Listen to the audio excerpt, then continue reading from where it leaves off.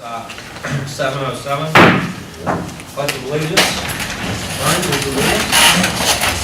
Pledge allegiance to the flag of the United States of America and to the republic for which it stands, one nation, under God, indivisible, with liberty and justice for all. Anybody have any preliminary announcements? Yeah, I would like to ask everybody to stand for a moment of silence for our 20-year employee, Ann Zuber, who was our dispatcher, and just passed away last week. So if you would please give us a moment.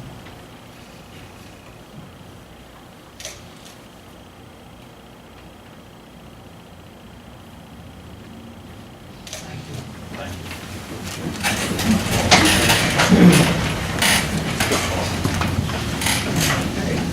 Call the roll. Harry. Mr. Ballas? Here. Mr. Shields? Here. Mr. Bodadian? Here.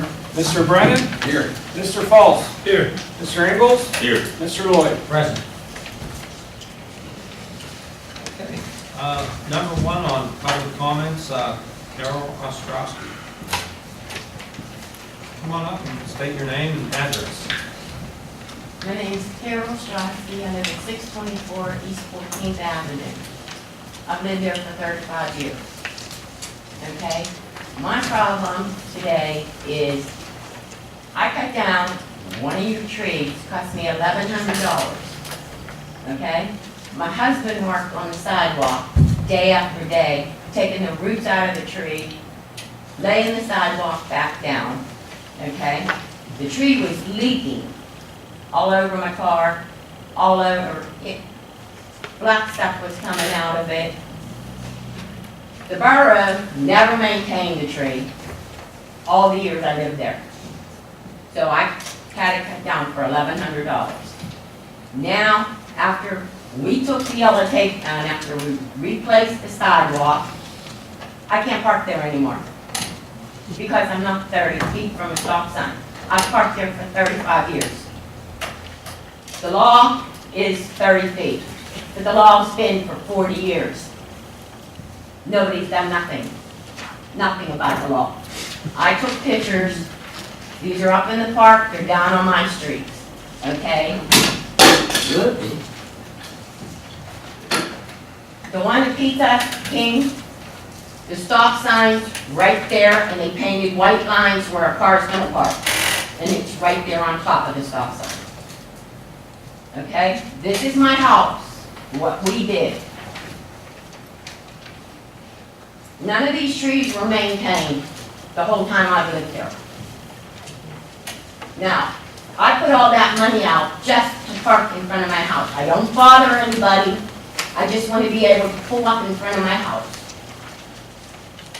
The neighbors, you know, they say it's a public street. We try to. My neighbor parks in front of her house. My son parks in front of his house. The neighbors down the street park in front of their houses. We have rental properties on our street. They fight to get in to their parking places. I'm gonna pull my car behind there and have maybe no windshield, maybe no tires. I just wanna park in front of my house. And you've been there for how long?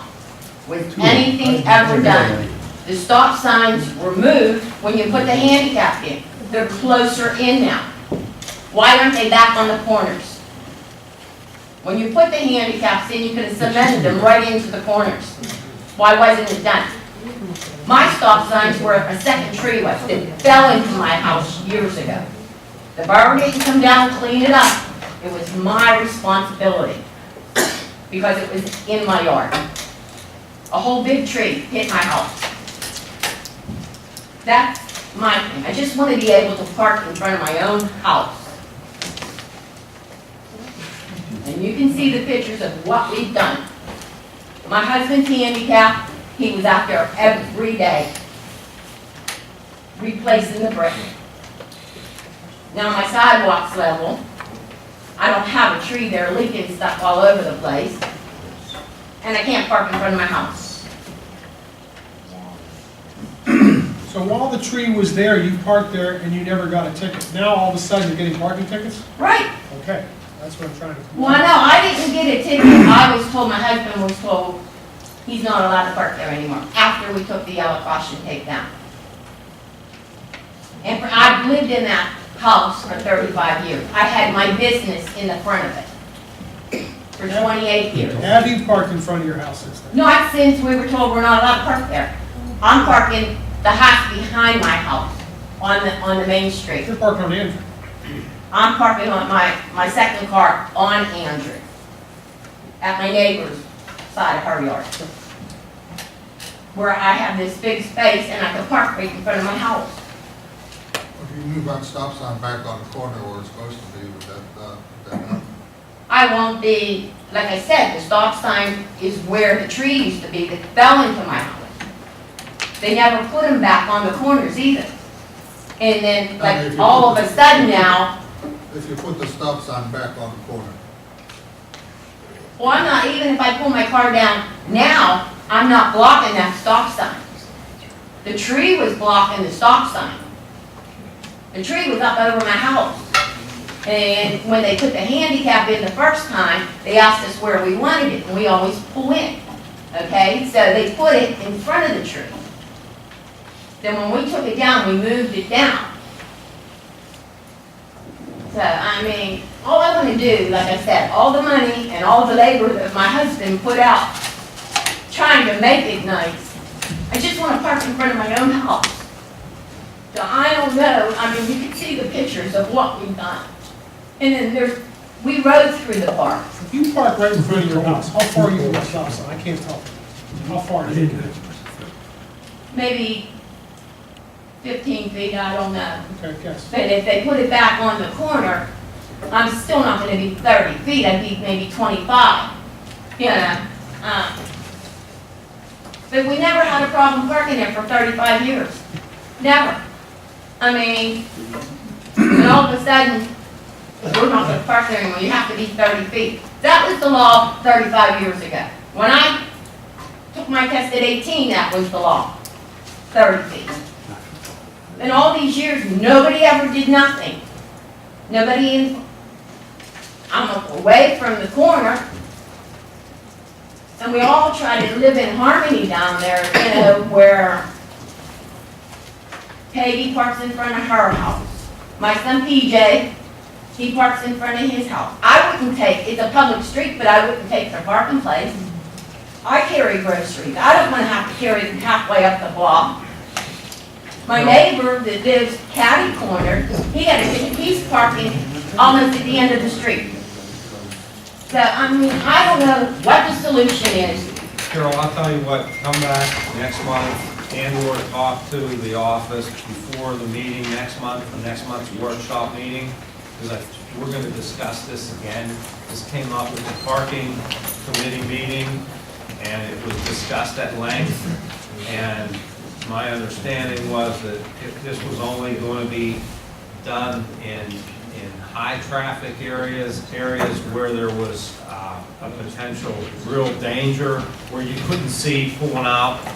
So it obviously needs to be addressed again. I know where you live, and I think you ought to be able to park there. Although I will say, it is that's the state law. And we're grappling with where we choose to enforce it and where we don't, and it hasn't been enforced for years. So we will address it and come back next month and/or call the office beforehand to see if we've made a change. but don't forget, Do you want to address I it? spoke with Carol 2 or 3 different times. I explained that exactly to her. She did not receive a ticket. She was told by an officer who was riding by that it's not permitted, she's not permitted to park in that buffer zone. She has not received a ticket. I explained to her, you can do whatever you please, but I can't change the state law. Or a council cannot change the state law. I'm not gonna tell her to park there, and she gets a ticket and then blames me. That's all that's. Right, so we've been parking the second car, the lady behind me, that lives on 16. You know, we're on Andrew, I'm halfway up the block. And you've done this for 40 years, I mean, come on, now all of a sudden, you're gonna, you can't park there. It is a state law, I'm not saying it Can I wasn't. ask a question to the chief? Yes. At a stop sign, if the curb is not painted, does that make it any less of a? No, The curb has nothing, that has nothing to do with it. No, it's more or less a courtesy to enforce the sign. The sign is what's the law. The sign is the The law. curb being painted any particular color. Means nothing. Okay. You know, she can't park in front of her house because of the stop sign. But where she's parking, she's on the opposite side of the street facing the wrong way. Well, that's a violation of the law. That's a violation too, where she Absolutely, parked. I told her that as well. I mean, so- We discussed that. But she can't park on the right side of the street in front of her house. They had early on, before the sign was moved, it was facing the wrong way. The handicap parking sign was facing the Yeah. wrong way. And your borough people put it in. That was corrected. There's a few others in town, that's what we're trying to do now. And I don't wanna get a ticket. The tickets are $125. I don't wanna get a ticket, but I've lived there for 35 years and always parked in front of my house. You know, and you're having common courtesy with your neighbors so you can live together down there. You know, Another thing, Dan, is the houses are close together. And if 2 or 3 people have out cars, You got 2 cars. Right. Have to have 2 cars. In one house. I explained that as well. I mean, when the neighborhood was constructed, there might have been 3 people in the neighborhood that had one. Not Exactly. everybody Per has block, two. you lucky if you had one. There's But everybody. nowhere to put all those vehicles. right, everybody. My son works up on Andrew Street. Okay? Now I have my second car up on Andrew Street. And you see what we cleared out. I mean, the tree, like I said, the tree was leaking all over the place. And if you look at the curve, I can't fix the street. It was starting to uproot the street. I mean, and I had one tree fall into my house. That's what you mean, Carol. I think it's a case-by-case situation. Like, for instance, in front of my house on Canarino, I live on Troutman Street. And I live on a corner lot, there's a stop sign right there. And either baseball or even sometimes Right. myself, I know there's not 30 feet. And we've been in parked in front of, that house many times. I know there's cars right now when I left. There's a car right there when I left the house today, there's a car. I think the other thing that was discussed is where we were gonna have the lines painted, or have the curbs painted, was where it was gonna be enforced. That was the discussion. Right, I have the paper, I had to give to Bob, I told him I'd give it to him after the meeting. I let him know. So hopefully, we are trying to address that. Hopefully And I'm we- glad you came here and brought it up. I'm sorry to interrupt you. I mean, I'd like to see us live with this situation where we say, look, this is where it is gonna be enforced. You are gonna get a ticket, that we're marking the curb. I mean, there's not a traffic issue, there's not a pulling out issue down there on 14th where she's at. I'm not telling you. You're not obstructing the view where she's talking Yes. about. It's a dangerous The houses intersection on are the obstructing parking. the view more than the cars would I'm be. I'm calling for us to be reasonable, we will address it, and thanks for coming and bringing it to our attention. Okay, like I said, I mean, it's the money I put out, and my husband working so hard, and day after day he was out there. And then we take the yellow tape down, and then we get told, pardon me? The streets that the lines ain't painted, the average person, you don't know what 15 feet is. It's That's what I said, the variety is basically a courtesy to the hidden parking. But if you park, the law's 30 feet from the stop sign. So she parked her already here, but all of a sudden now they say you can't park until you're close to the stop sign. Sign was The removed. stop signs Okay. were at the corner, Okay.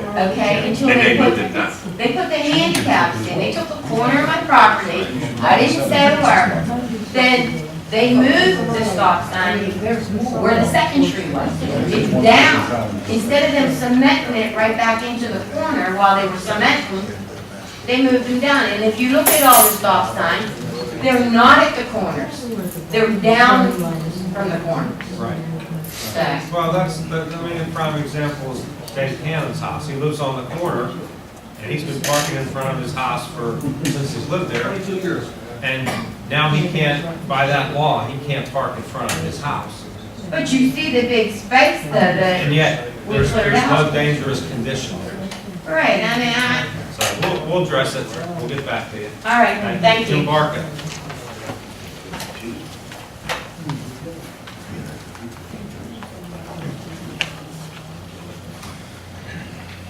Gotta give you my address, 1151 Drive. It's the street paved. No, But it's a private it's in really street. bad shape. It's public or private? My life goal is, it is a public street. It is a Okay. Richmond I'll Drive. do that for us today. Since you talk about how long we live here, I lived here 58 years. I grew up on 21st, I live on Private Street. Spent a lot of time over in this area here. And the only time I ever remember a parking issue is when we had community days in the parking lot, when it was blocked off. You know, a lot of people would walk. And community days, you know, since changed a lot in the old days. But my question is that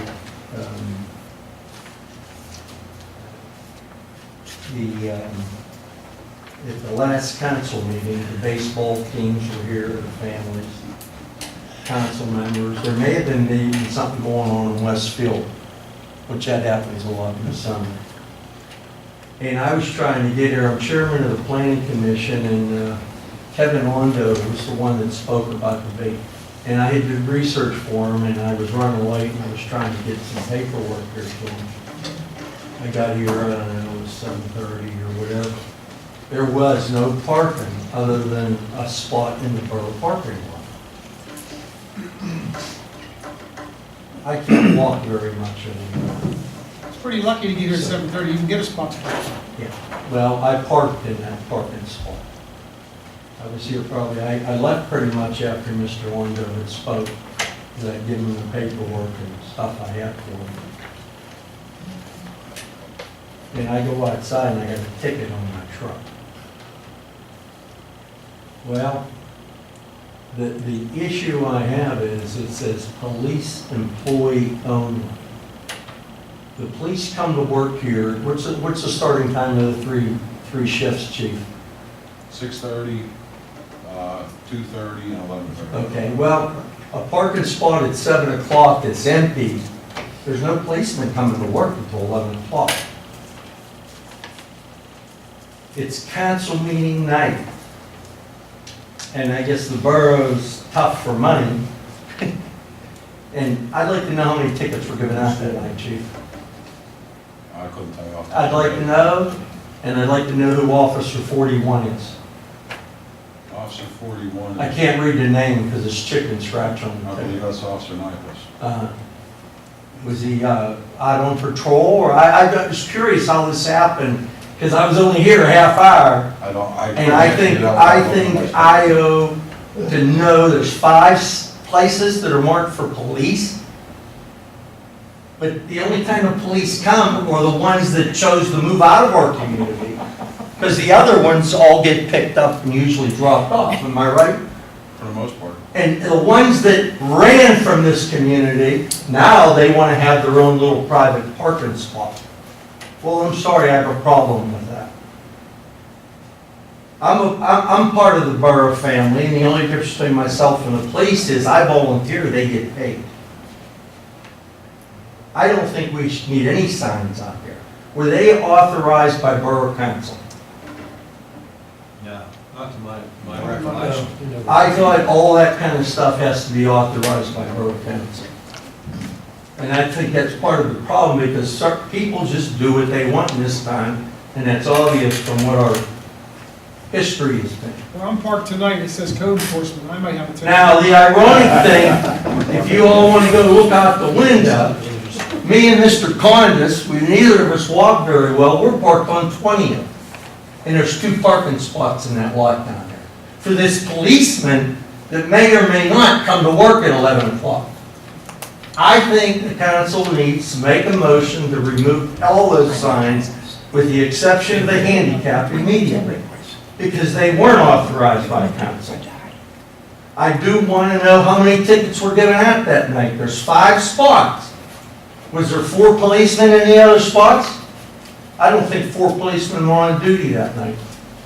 I think I deserve an explanation for that. I honestly feel people know who my truck is. I think I was singled out and I was given that ticket.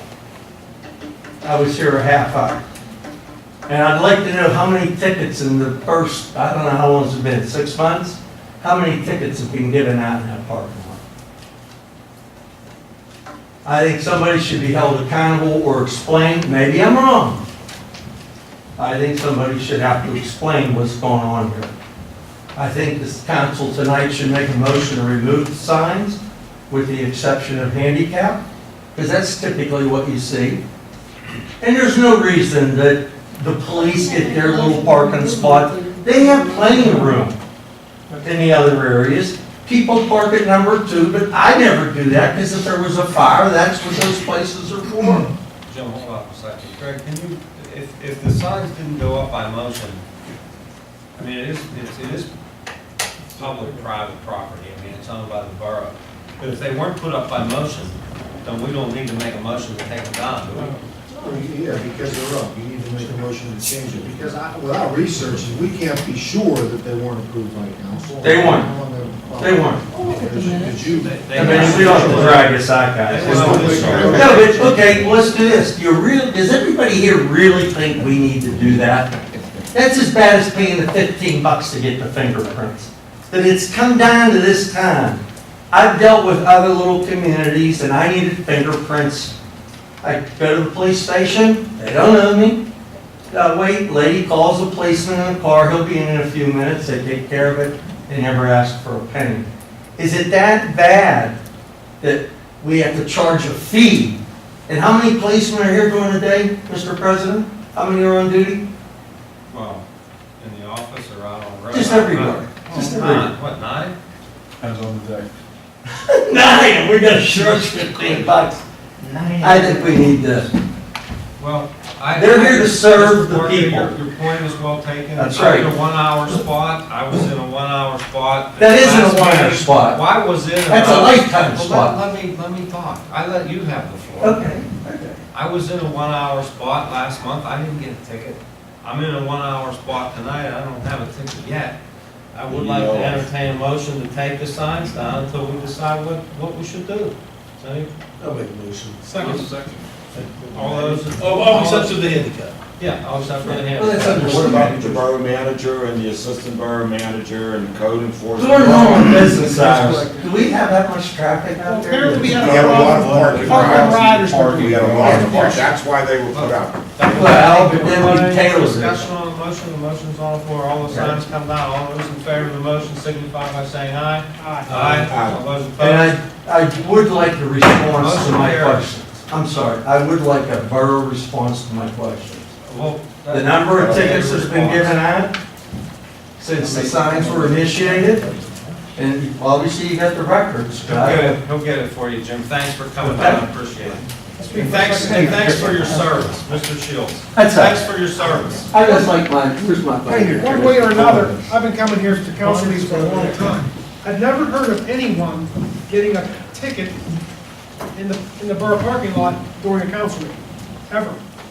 And I just, As a public servant, as he was to the borough when planning commission duty. and I pull in there at night, this afternoon, I look for a spot that's open, I pull in, I never check the sign, back into a spot, I pull into a spot. Today I noticed, because I knew what Mr. Barker's issue was, I think I have Boomer's spot. Boomer already told me about it. I took your spot, Harry. But, does anybody come here and look at the signs and just pull in? I'm aware of the handicap spots, I don't park there, but other than that, I don't, I guess I will, Are you done? yes. Thank you. Michael Aldridge, you have the floor. Would you state your name and address? Michael Aldridge, 431 East Ninth Avenue. Before my time starts, Mr. Lloyd, check my records. answer. You go nuts, You didn't know what I $100. I said. got council Pump here. it at your shirt. Back me up.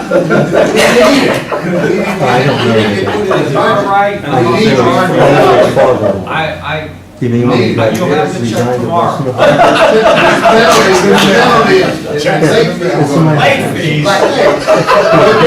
Taxes downstairs, you know. I appreciate it. But I'm here for 2 reasons tonight. I'll keep it quick. One, the main issue is, come on fellas, it's been 3 years.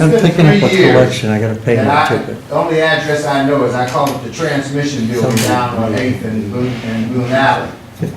It's outside. You have to do something. It's not fair. That roof is collapsed, it's wide open.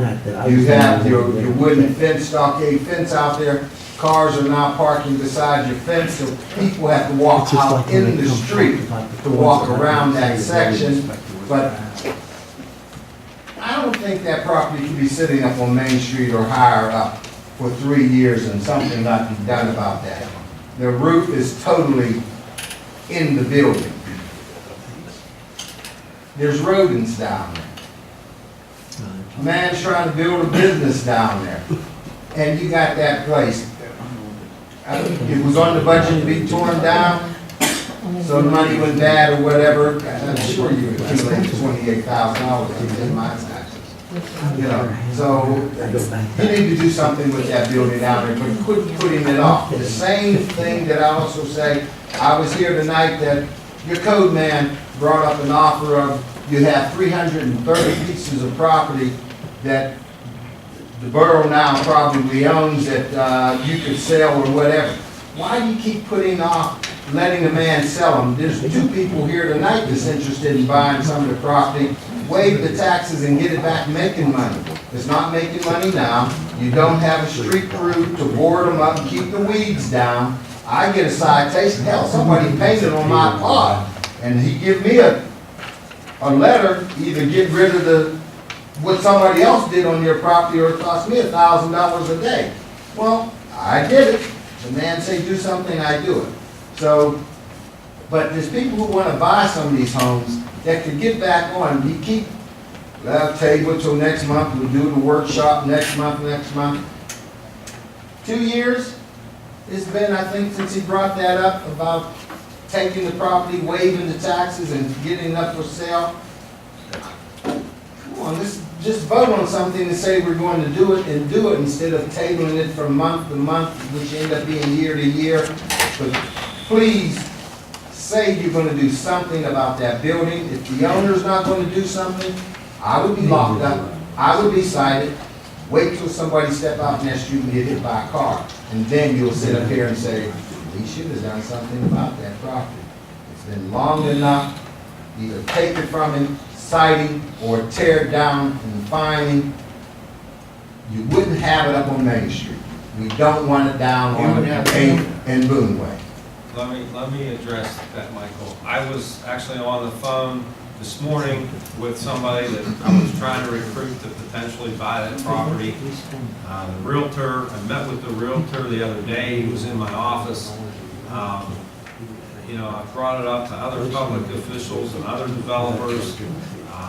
I would like to see somebody buy it, renovate it, use it, as opposed to have it torn down with an eyesore on the street with another empty lot and a block wall that would have to stay and retain the alley. And I live there. I live next door. I want it done as much as you do. I know Mr. Cannon cited that. We've taken him downtown to the county. How many times have we taken him to the county? Twice. And the fines that we had were astronomical. We got $1,300. And they were reduced by Judge Gallo to $1,300 from what, almost $50,000 in fines? What happened to sheriff's sales? If I didn't, well, I don't know whether it's taxes you paid or not, I'm not interested. But if you wanted my property, you'd have the sheriff, you'd be down there doing a sheriff's sale and it would be gone. It's been three years? Been every bit of 3 years since that has happened. It's time to stop delaying it, workshop next month. Then you're gonna come into 2015 and putting it off. Take it, sell it, you take anything else? You're absolutely right. We had a discussion, I had a discussion with the solicitor. But tell them to stop discussing. But What no, we need no, to do is act. If we take the property and then we try to sell it and we don't have a buyer, then who owns it? You got 330, this man's trying to sell, you won't let him sell that. No, we don't own all those properties. I think Well, I mean, they're blighted homes, you're saving money to tear them down one by one, and it's not happening. We don't own. Because there's not enough money to do demolition. And we don't own all those properties. The But vast there, majority are owned if by somebody owes private individuals. If someone owes $40,000, $50,000 taxes on them, you know they're not gonna pay their taxes, so What you we owe have them. to do, listen, we don't have unlimited funds, I know you understand that. Borough Correct. Council can pick and choose, you know, there's only so much money we have. It's gonna cost $5,000 or $6,000 each time we want to run a sheriff's sale. And if we're successful, right, then we gain ownership of the property. Now it's our burden, now we gotta fix that problem. So there's a lot more money that we have to come up with, either to raise the structure or repair it, rehab it, if it doesn't sell, like Mr. Lloyd said, so it costs money. We don't All right, have but here's the unlimited answer resources. to that. Let's just What is pretend this is the house I wanna buy on Makeup Street, 37. All right, Mr. Cannon say, oh, Rich, or there's other people here that wanna buy. Okay, it's gonna cost you whatever it costs you in legal fees. So I'll use your figure, 5,000. Okay, Aldrich, it's gonna cost you $5,000, and you can have that house. We'll waive all the school taxes, all the back taxes and whatever. It costs you nothing. It costs you nothing. Pick and choose. I want house here on 1399 52th Street. And you say, okay, it's gonna cost me $2,000. I just bought one in the city of Pittsburgh for $1,500. That was gonna be their cost, and that's what I paid for it. Well, there's the county vacant property recovery program. We have 2 of those available here. We participate in that each year. That's a lesser expense. But the example you're talking about, we've talked about that. If someone wants to come forward and put up the $5,000 or $6,000 so we can run the sheriff's sale, and they gotta go down to the gold room in the city county building and bid on it, and hopefully, no one's gonna buy it if the taxes, excuse me, are that high. Then it goes to a second sale, when all the Correct. liens So and the offset taxes rate are sale. waived, and then it comes back to us, and then we can sell it to them for those costs. And the costs they paid, then they end up getting the property. And it takes time to work through that. They're gonna put their money at risk. Someone likes the property, comes and outbids them, and they would get their money back. And we did That move takes on that. time, Last so- month, it was last month or the month before, we voted on a motion to allocate 25,000 to do the first 5. That was 2 months ago. 2 months ago and legal taxes, identifying property, and we're gonna start sheriff selling property. And we're gonna start with the property that has, I guess, the most potential, that aren't destroyed, where the pipes aren't ripped out. So You won't that find if we anywhere spend else the 6 pipes grand, we, ripped out, but structurally sound. yeah, structurally sound, and we hope to get that money that we put up back, so that we can continue to roll that. Now, I will tell you, there's some new tools available. There's a meeting at the COG on the 24th of July. It's a regional seminar for all the new blight tools that have been made available to governments and municipalities. And this is a rapidly changing part of the law that's given us more tools to use to make it quicker and more efficient. So I don't know if that's open to the public. I know I'm going to go. It's not open, but it's open to public officials, and we're going to go and try to speed that process up. If it'd get more homes on the tax roll, I agree with you then that would 100%. help. But please, the transmission bill, please. That's, I mean, I don't know that's address, you know what I'm talking about. Yeah, I just we're want on the it. transmission bill. Something needs to be done immediately. All right, thanks for coming. Thank you. Reports from borough officials. Mayor? No, oh, I missed the public comments on agenda items. Donna, do you have any comments? Yes. Under the one for the borough manager, the defined contribution retirement plan for employees hard after 1/1/2012. Yes. To be eligible or to be vested in the retirement plan, how many years is that now? I think it's 5 or 6. 12 in the police department. I think it's only 5 or 6 in the Teamsters. They're different. It's depends on the collective bargaining agreement. Okay. It's either what, 5 or 12 or? Well, he says it's 12 for the 12. police. I thought the Well, Teamsters was 10. Yeah, I think 10, it's 10. and then I thought it was 6. 12, and then for the non-union employees, is that still 9? That's not addressed by the plan at this time. Okay. But do we know what that is? They don't participate, although there's been a voluntary participation and a voluntary deduction in the past few years. We want to incorporate that into the plans at some point in time. That's not addressed by this. But we do have employees that they've done it by past practice, that they've tagged on to what, for instance, the Teamsters do. So if they contribute the 2% that the Teamsters do, they were treated the same way. If they contribute the 5% that the police pay, they were treated the same way. That's how it was run in the past. Okay, but we don't know what it is, how many years it is to be vested then. Well, if they're following the Teamsters, it's 10 years. If they were following the FOP, it was 12. I don't believe we had any office people following the FOP plan. I think it was all Teamsters.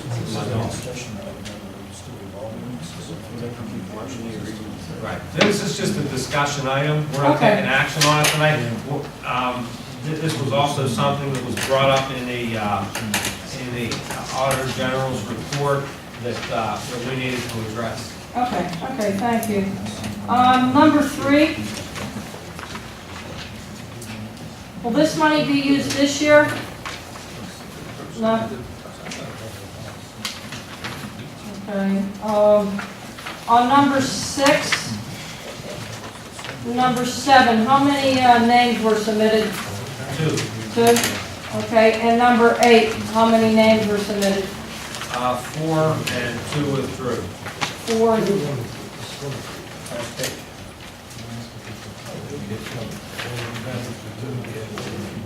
And also, for number 9, who will pick the legal counsel for the committee, for the commission? We're going to discuss that. I don't know if that's been determined yet, Paul. We don't know yet.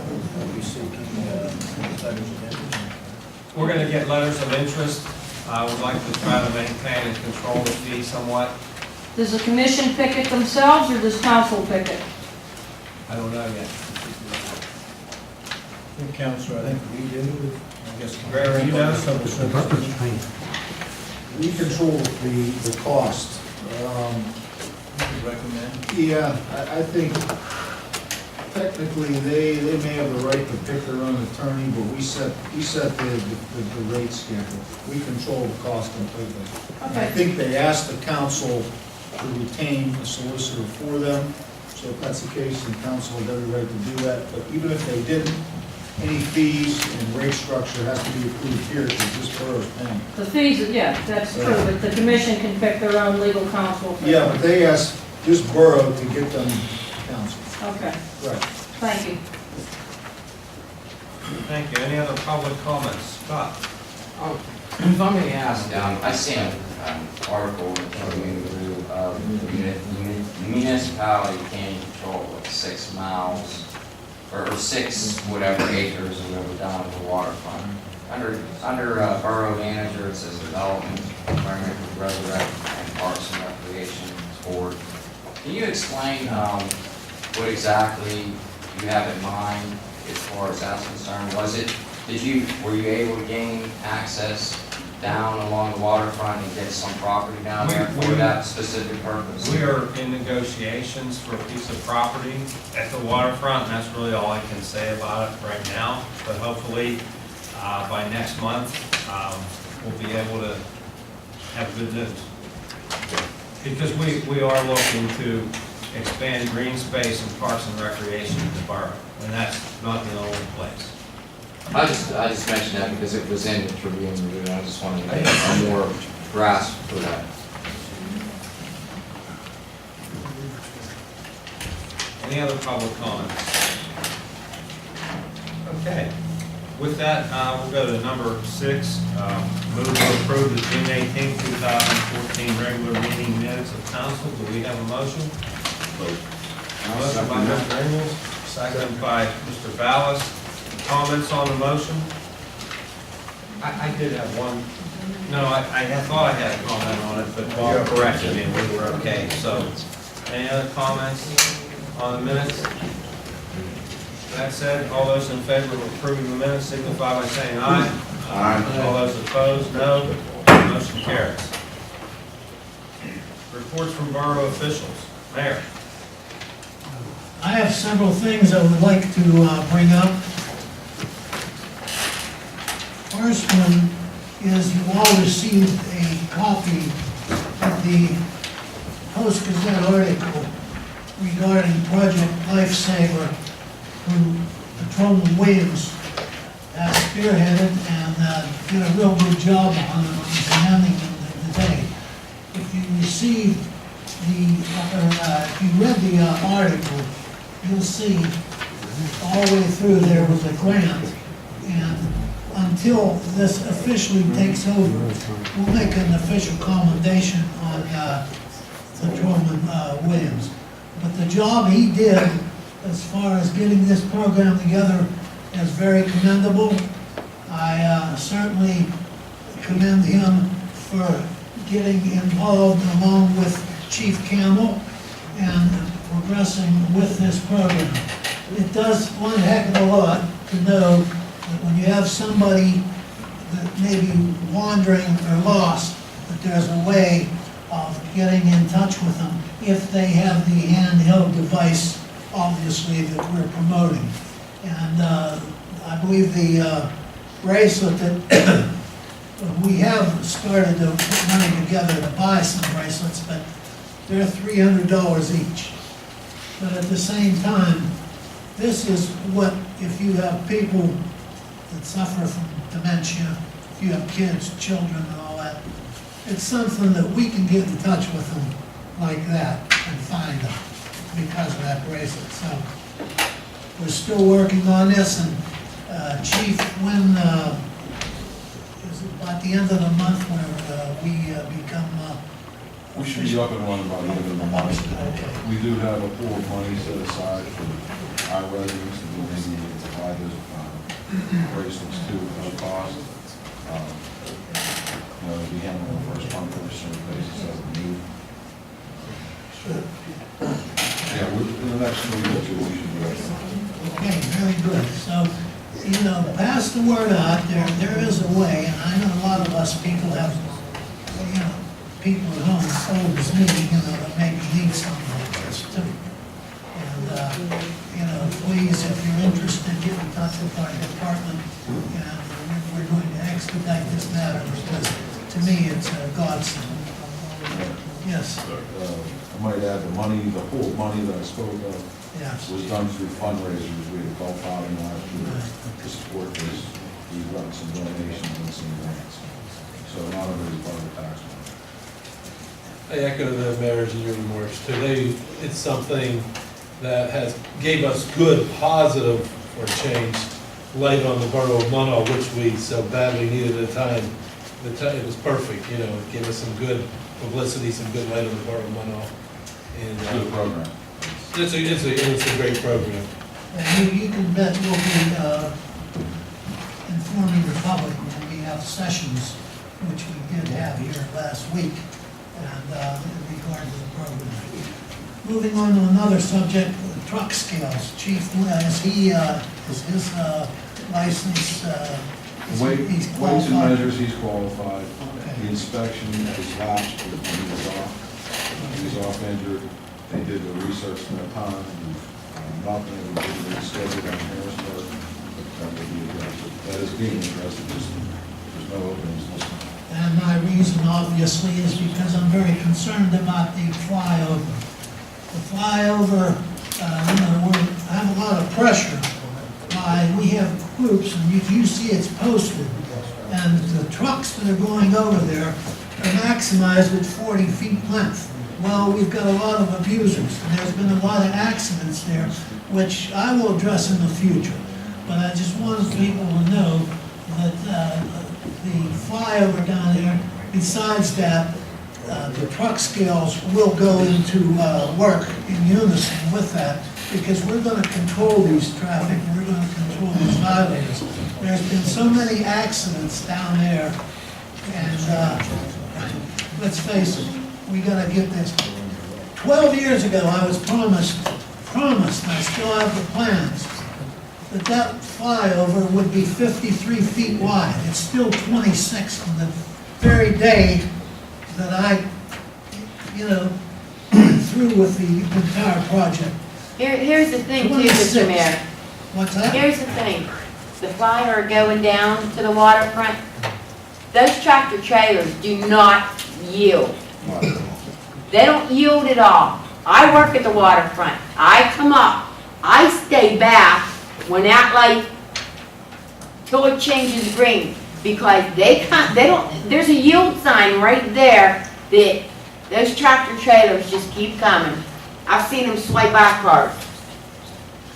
But Okay, Mr. Mayor. I appreciate the comment, yes. Mr. Mayor, it's unfair. Former tractor trailer owner operator. When I owned and drove, trailers were 40 feet.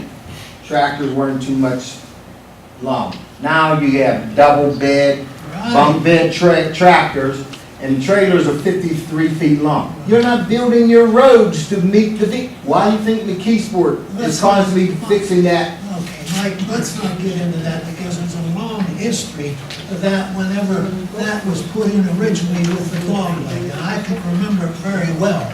The county and the borough got into a hubbub over the situation. The tractor, that road was built for one purpose only. It was gonna be a dead end.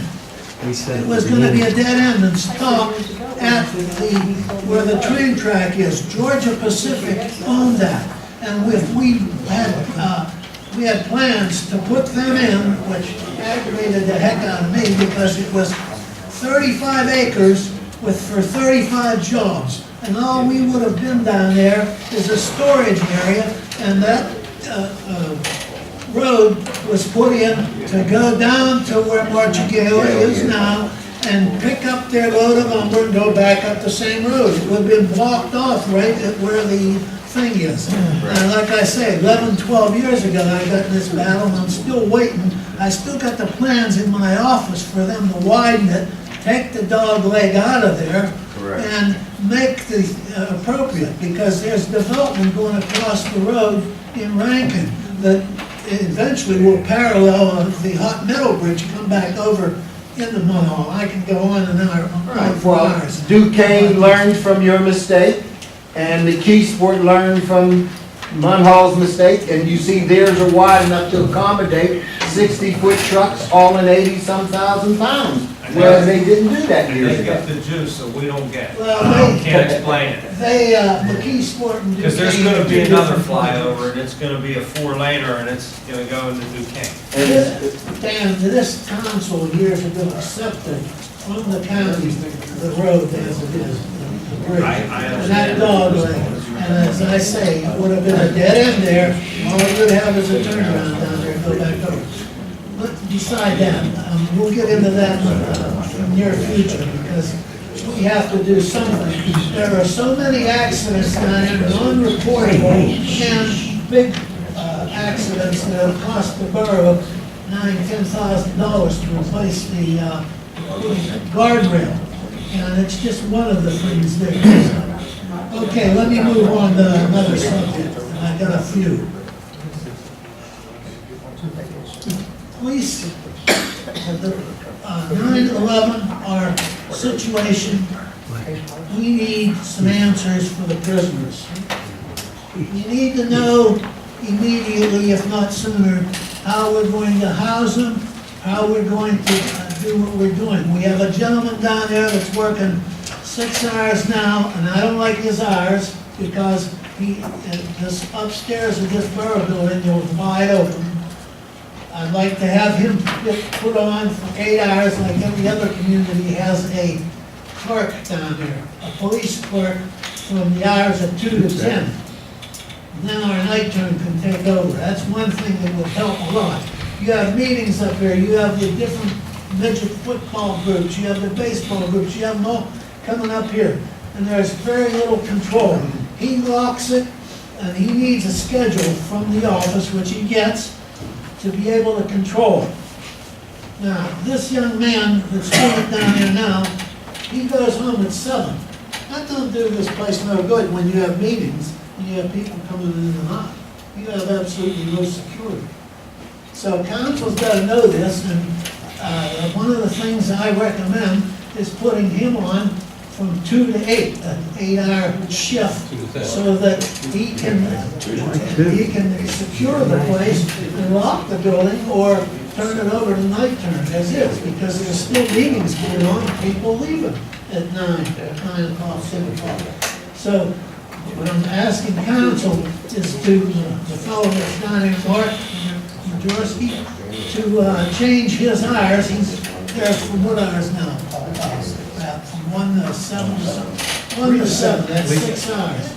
I'd like him to be there from 2 to 10 when this building is closed. When he closes it and secures it himself and turns over. Mayor, I have a question. You have people working here till 4:30, 5 o'clock? Why can't those people that are here let people in and out of the building? Why don't you, we didn't set his hours, you set his hours. So why don't you work them from 5 to 10? Because And then he'd be here when people come for meetings. Surely people aren't meeting here till 11 o'clock at night. they're meeting here till 9:30, 10 o'clock. Okay, well then his hours ought to go till 10 o'clock. You're asking us for answers. We didn't set those hours. I know, but you don't forget, you're the cause of the answers through the 9/11. We caused you to schedule them so that it doesn't work right? No, you're causing me to unfairly trying to secure this building, and while our police are out on the road. You have 2 police out on the road half of the time, or 3 at the most. And that's another subject, as far as housing prisoners go. How are we supposed to house the prisoners? Tell me. Is that man that's down there from 2 to 10, that's one way to help house the prisoners. The other way, someone recommended we take them to West Mifflin. We got 6 cells. Why do we take them to West Mifflin? For what purpose? To have our 2 police or 3 police be on the road 15 minutes each way, going out, back and forth to West Mifflin? There are plenty of communities that transport prisoners, Mayor.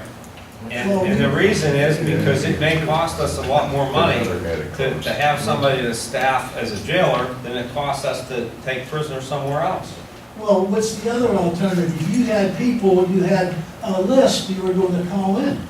A call-in list coming in here into the building of who can you really put on there without making a background check, without, who can you really count on to come in here, and who's gonna come in on the weekends, Saturday, Sunday, to say, hey, I got a drunk down here, downstairs, how about coming in for 2 hours and watching it until we... Well, I agree with you. I want us to use another service. Bob and I met with West Mifflin, and we're gonna work out a contract with West Mifflin. How much you can pay them?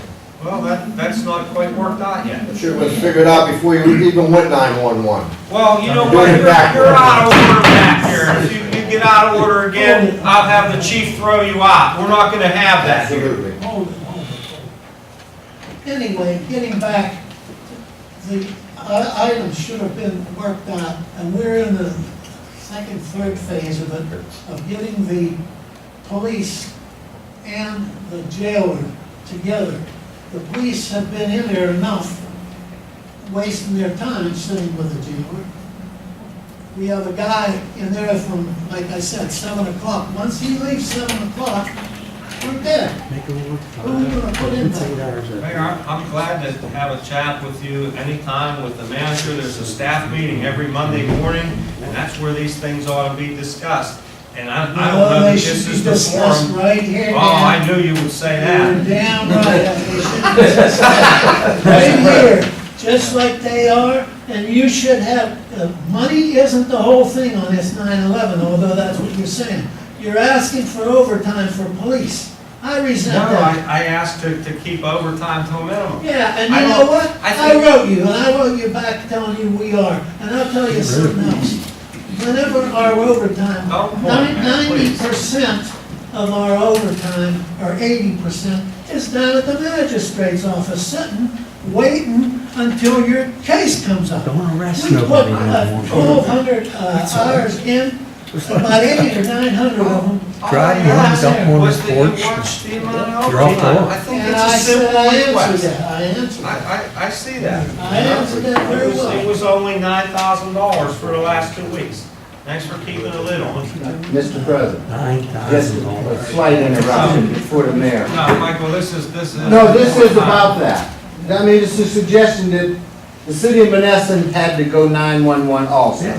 They had their own, they had a bunch of police officers and still have a sale. What they did, it's just a 2-cent suggestion. because I know what they did. They hire retired policemen to come down and watch prisoners. That it didn't interrupt with his officers doing what they're doing. My brother's one. He retired after 41 and a half years on the force, and they call him down to watch prisoners whenever they have a prisoner and other retired officers. It could be something for retired officers who just don't want to sit at home. It's a thought, but it's an idea, because another town did the same thing that you had to do, that had dispatchers and firemen dispatchers and police officers. It's a good point, and you know, my point is, if you want to fix it, there's ways to fix it with rational discussion. That's why I just said what I said. And Didn't that's mean why I to interrupt, appreciate but I your just know suggestion. someone else that did. I just had a question.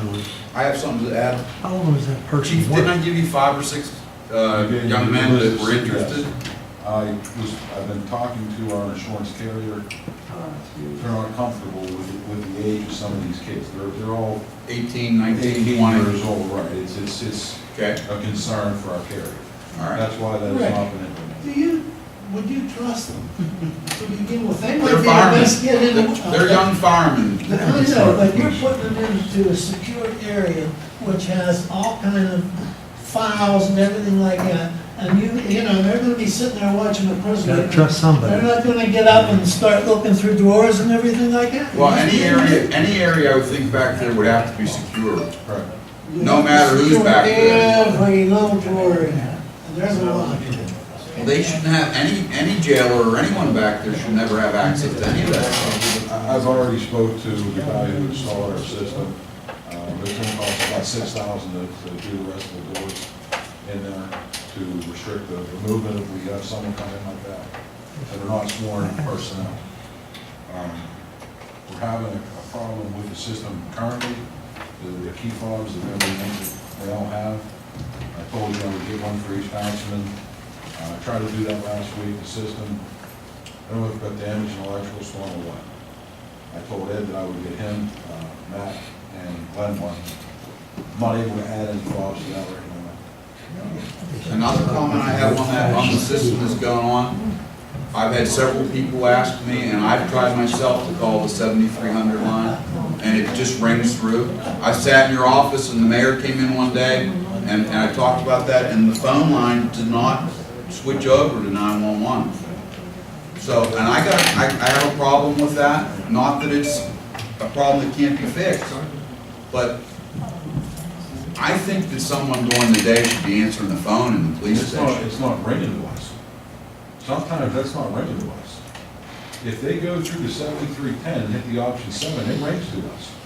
If they hit the 7300, I don't know, it doesn't ring to us. It doesn't ring to us. And it's not getting answered. Now, I don't know if that's been corrected or not. That should switch directly to Pardon me? 911. I should call 911, we had a call recently where somebody dialed that, got 911.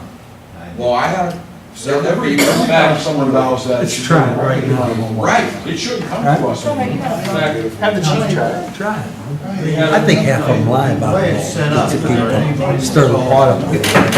anyone that would call 464-7300, we don't have control of it anymore. It goes immediately to 911. Correct. The last staff meeting, we tested it and it rang 6 or 7 times before 911 picked up. Well, yeah, We can't us that control did that at the same internally, time. it's up to the county 911.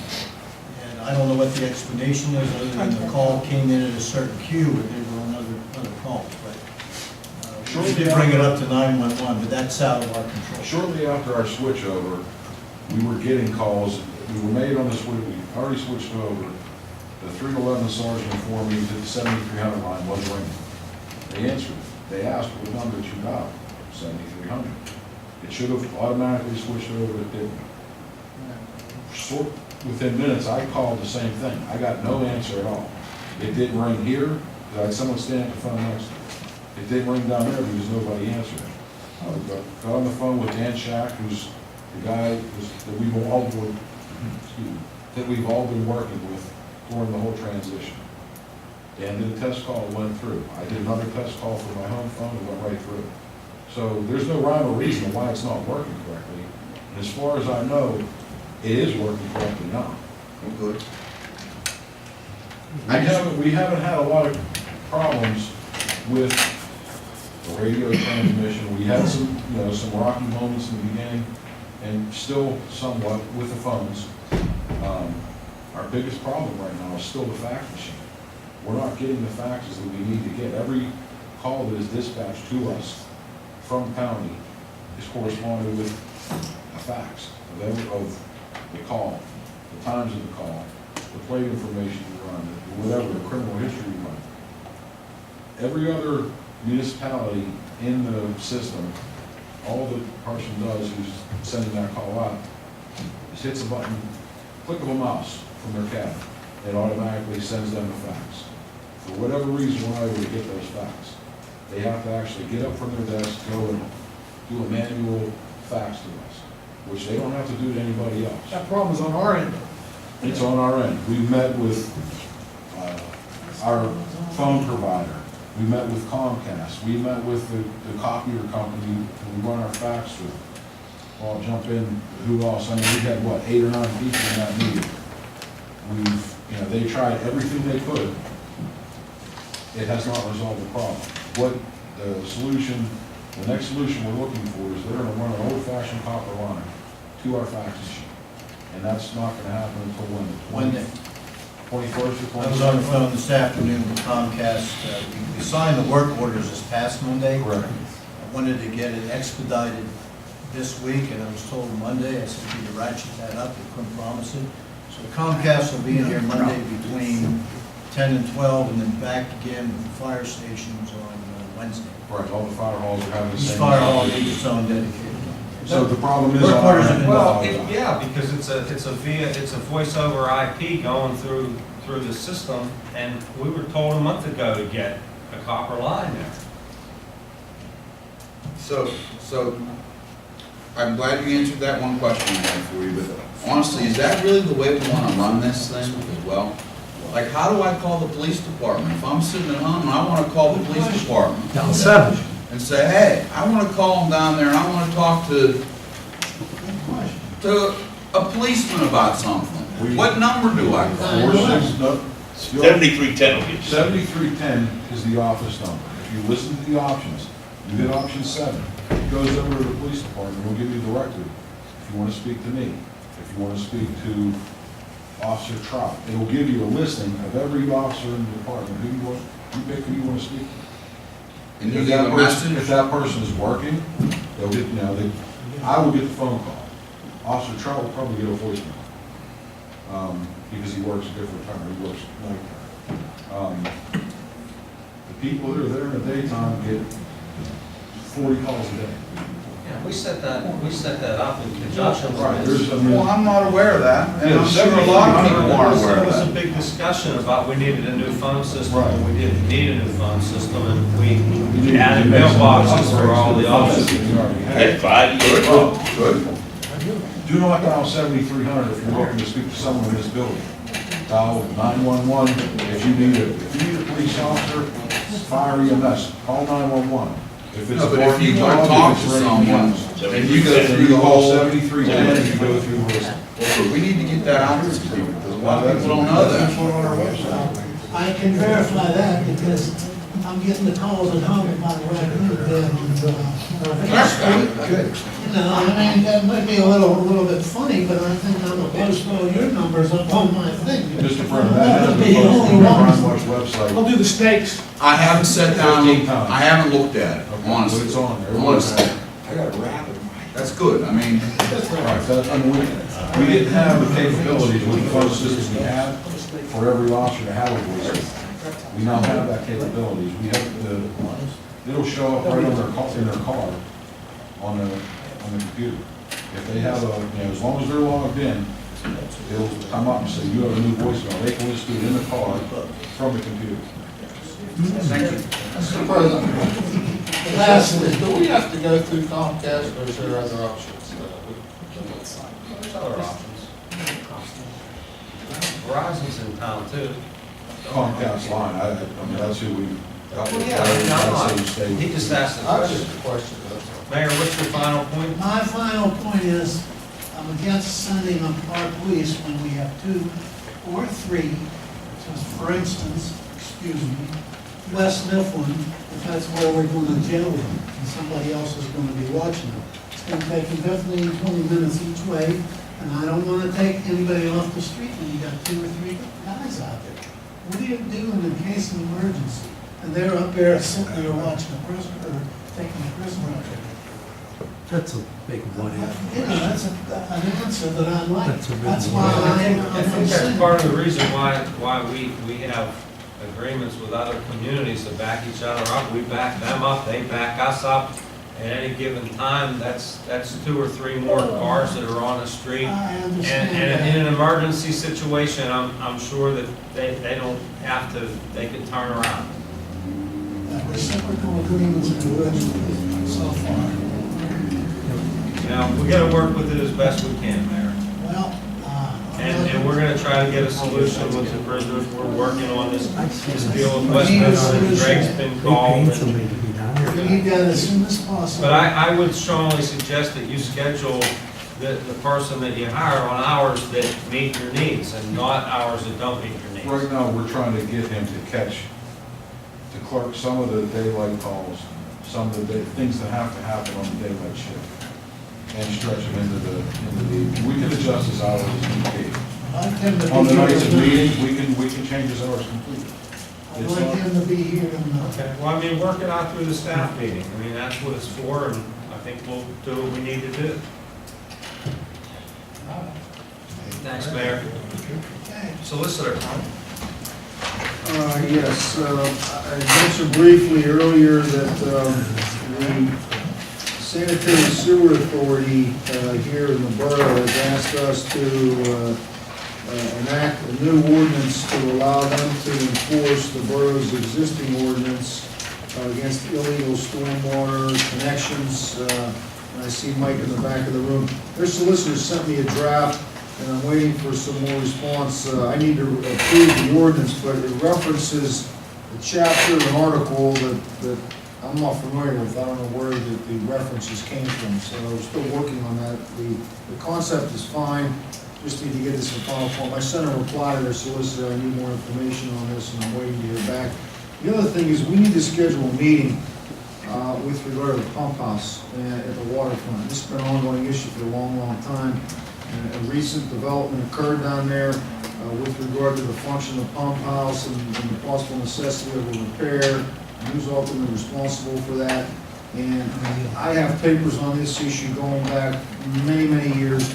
And so what I'm suggesting is to schedule a meeting that I would attend. Of course, any member of council is welcome to attend, but we need to have someone from Chester that's familiar about the pump house and when this was dedicated, maintenance history and so forth. Mike will have to be there. We need to get to the bottom of this and have a unified, common understanding of whether this was dedicated. I can't see that it was. When we dedicated, when all the sewer system, road system was dedicated to the borough, it's not specifically identified. So we need to put our heads together and understand the history here so we have a common understanding and can come to a common agreement with the owner of the waterfront as we move forward with regard to that issue. So I'll speak to Michael about that and Lindsay, and then of course I'll notify council, but that's something we need to do. Well, I think we should meet before we meet with them.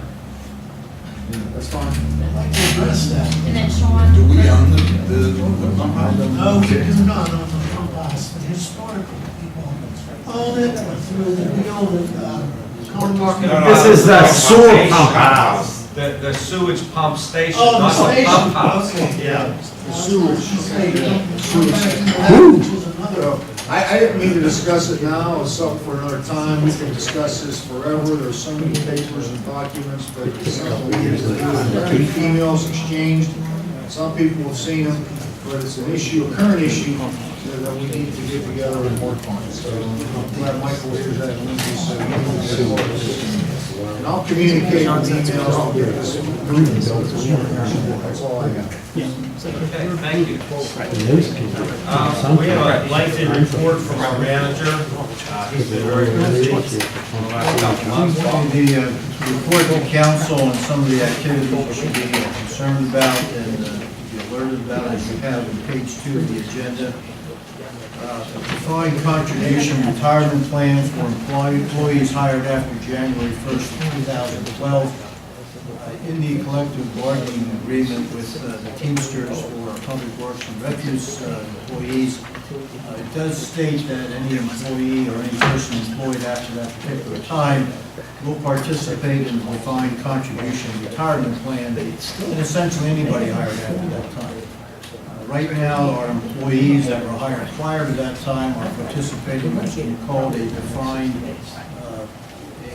defined benefit plan, where the municipality does provide a good part of the monies that go into the pension plan with some participation from the employees. For a defined contribution plan, it's kind of reverse, where the employee puts in a large amount of money through payroll deduction, and where council may or may not decide to participate financially as well. I bring this up to you because from what I can gather, it has never been implemented by council. I'm not doing this evening. I've been in contact with the Munhall. They did send me a report that they completed back in early 2012. I'm reviewing it now, and I'll certainly share it with the solicitor, but it's something that we should be bringing up, I would suggest, at the August meeting and start to implement. Luckily, we've only had, I believe, 4 new hires since that time, and all 4 would be eligible for the defined benefit plan, the defined contribution plan, and 3 of those 4 are currently on the probation, and that won't be up for about another several months. That 4th employee is me. So at any rate, I think we need to, at least for the next meeting, take action on a defined contribution plan. Those people were not accidentally put in the defined benefit plan, is that correct? That's correct, that's correct. Actually, there were 2, and they actually already left our employ, but that was one of the citations that we got, that we needed, that the plan was written but never adopted. So that needs to be taken care of. There's no damage done, but we got to fix it. Yeah, absolutely, it needs to be set up in place. Next item, the parking committee did meet at least on 2 occasions, and we do have some recommendations that are in the action part of the agenda to advertise, to amend some parking restrictions as well as accommodations for an area of 8th and 9th between the core and Dixon and down by Library Place. So parking meeting did meet, and we have action on the agenda for that. Also, we have been discussing on an alternative work arrangement for folks that may be injured on the job, to assign them to light work duty to reduce our workers' compensation exposure, which is pretty serious at the moment. So we are looking at developing a light work policy. Obviously, if and when we develop this policy, it would be under the direction of a physician for the injured employee. We've been speaking with the municipal risk management to serve as our caseworker, if you will, to monitor these types of situations. We do have a proposal. I passed that out to council this evening. I would like to take action on that at the next meeting as well. We did have a meeting with the Recreation Committee a few weeks ago, and one of the things I was charged with was to develop a framework to resurrect the Park and Recreation Board, if you will. As I understand, we had one years ago, kind of disbanded or became inactive. Considering some of the issues that are coming up and will continue to come up, it would be advantageous for council to have a separate Park and Recreation Board to handle a lot of those issues rather than council itself. We did authorize, I believe, 2 months ago to install 10 LED lights. Special pilot program by Duquesne Light. They will be installed, if they haven't started already, certainly the balance of this week on 10th Avenue between McClure and Martha by the library. We have an opportunity to get 20 additional LED lights. I have this on the action agenda as well, $109 per light at sites yet to be determined by the borough. So we'd like to take advantage of this opportunity to eventually reduce the street light cost. We did hold interviews, council did hold interviews for appointments to the Civil Service Commission as alternates, as well as the Sanitary Sewer Authority member to fill an unexpired term, and that will be discussed further in the action agenda. And that's all I have at this moment. Question? No, it is just a comment. I mean, thank you for the report. It was very refreshing to have a manager's report tonight. Thank you. Haven't had very, Yeah, talk to the business. I know yes, I know yes. You guys keep this. We'll try to keep it as busy as we can. Borough Engineer, Lindsay. Thank you, Mr. President. First item I wanted to follow up on was I was directed to visit a prior demolition project site to determine if storm and water runoff was causing the adjacent resident issues. I visited with Mr. Cowan, other times as well, and when we looked at it, there was no obvious issue with the grading. There was nothing obvious that stuck out from when that building was removed. So that was the first step. Where was Second, that, Lindsay? 8th Avenue and Ravine. So, there, from what, the documents I have, there's nothing in the cog that handles the grading after the building's removed. It just needs to be restored to the original Contour. contour. But with the building on it, you really don't know. As long as there's no piles, you don't. There's nothing that really explicitly states anything about this one. So, while we were there, we spoke with the resident. There was an issue brought up of a paper street. So I investigated that claim, pulled deeds of not only the property where the house was demolished, also pulled the adjacent and did the plan of lots. There was no reference to any alley or paper street at that time. So it's all public property. It would be involved with stormwater runoff. And so at this time, it is my recommendation that it's a private matter regarding stormwater flow between private property. The second new issue that came up in the last month is there was a movement of earth on the back hillside onto West Run Road. So we went out with the site with the geotechnical engineer to look at the extent of the landslide down into the creek.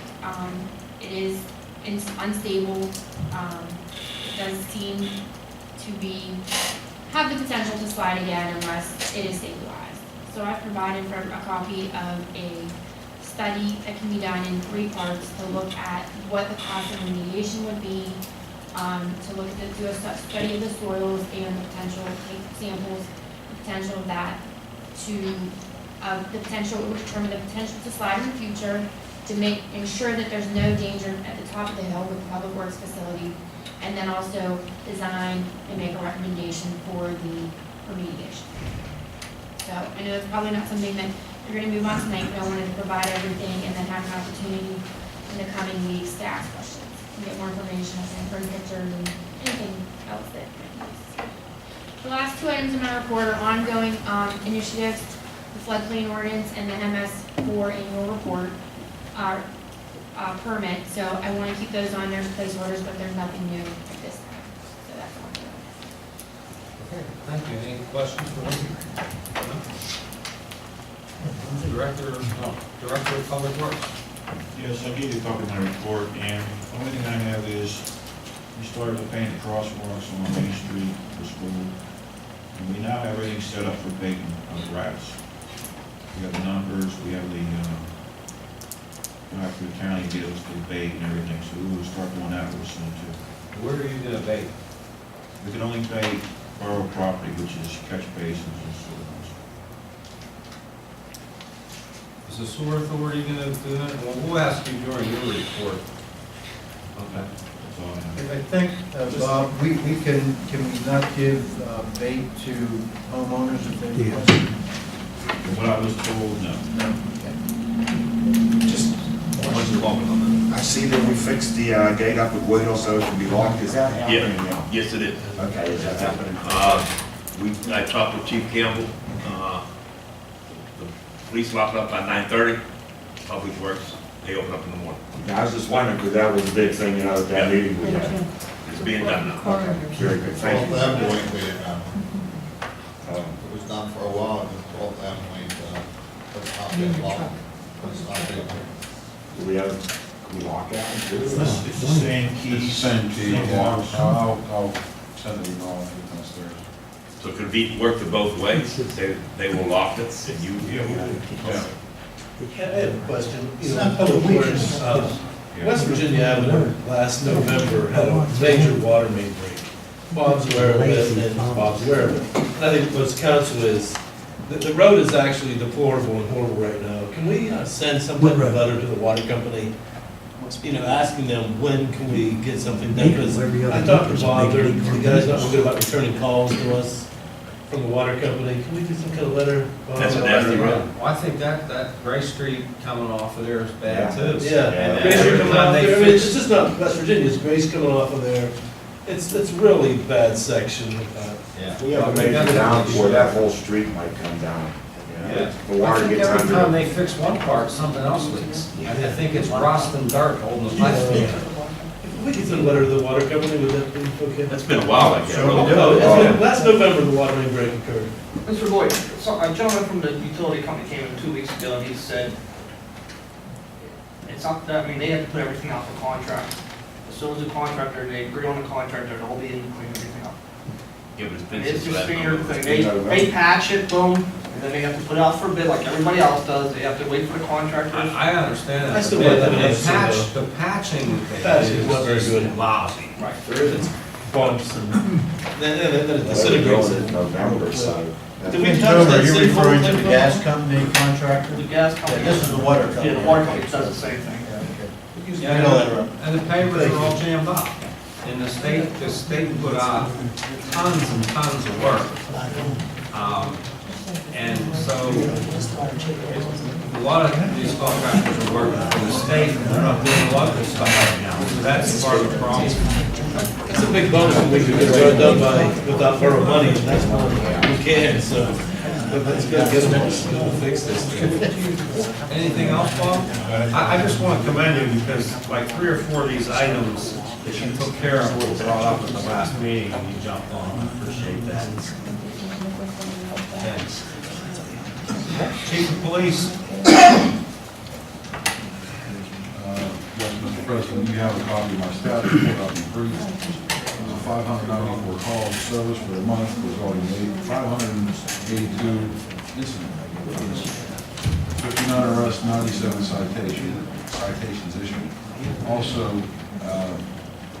what was discussed earlier about the emails, the budget, the overtime, I do have a breakdown of all the hours and everything.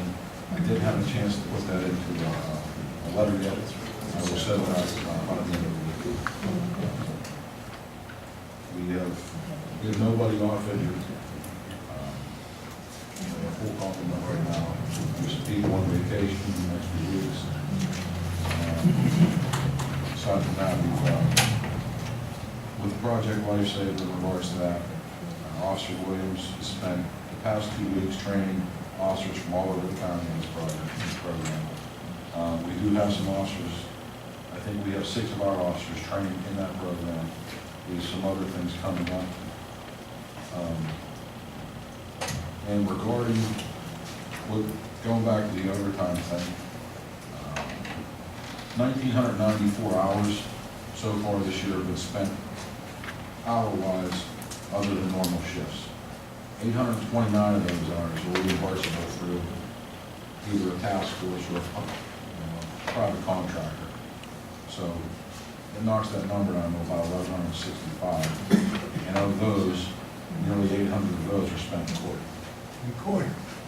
I understand. Okay, I just wanted to- And, you know, I told you I would get make a detailed report of that. I will forward that to you this week. Right. I was looking at the budget in terms of dollar terms and Right. what we've used to date of what we budgeted, Right. and we're significantly over, and that's just why I said, hey, try to keep Like I it said, a on lot it of as that best you is can. reimbursable. Yeah, well, You know, about no, that was 40%. in addition, because the extra duty pay, I understand that that's reimbursed. But, you know, so that's $4,500 this month, it's a wash, because we're gonna get that money back. Right. But there was another $8,400 that isn't, and I understand your hands are tied by the court, they set up hearings, Right. officers have to testify. I want us all to be aware of where we're at with the budget, that we need to be paying attention to We where our keep an eye on money's that, we always have, we try to minimize whatever we can minimize. I appreciate it, thank you, Chief. One of the problems is too, like, I know Chief Day, a lot of times an officer will have to go to court, and then they get to court and they find out the case has been postponed. And they let you sit there. And then you sit there for a couple hours before you let you postpone, because the two attorneys are fighting it out. That's what I was Saying, waiting we're for. not ready to go I yet. sit there. I mean, I've seen that. It's aggravating for me as it is. You get out there and they waste your time for. And the officers don't want to go down there and waste their day sitting down there. You know, when nothing's going to occur. That's it. All right, thanks, Chief. Archie. Thank you, Mr. President. I apologize to council for not giving you a written report. We're having some technical difficulty accessing the data from the CAD, which we are working through and we will overcome. It just takes a little while, which we'll adjust. I can report to council that we had roughly around 30 calls from month to June. Nothing substantial, fire-wise. There were no injuries, no training-related injuries or fire-related injuries for the month. And that's about it. I would like to let you know that, everybody know that number 1 and number 4 combined are having a fundraiser. It's a first bash on August 9th. What's the back? First bash. Big difference from the old days, huh, Bern? What is it, Joey? I don't know what that is. You have a gun bash or a cash bash? It's a purse. You want to coach first? St. Elias has just had These it. are like $500-600 purses. Oh, it's unbelievable.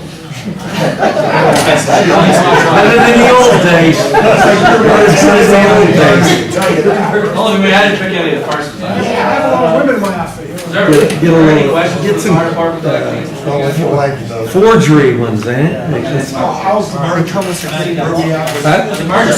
merger with 2 and 3. Yeah, I know, it's done. That's complete. Okay. It took several years. I know that. The courts didn't help any, it was a slow process.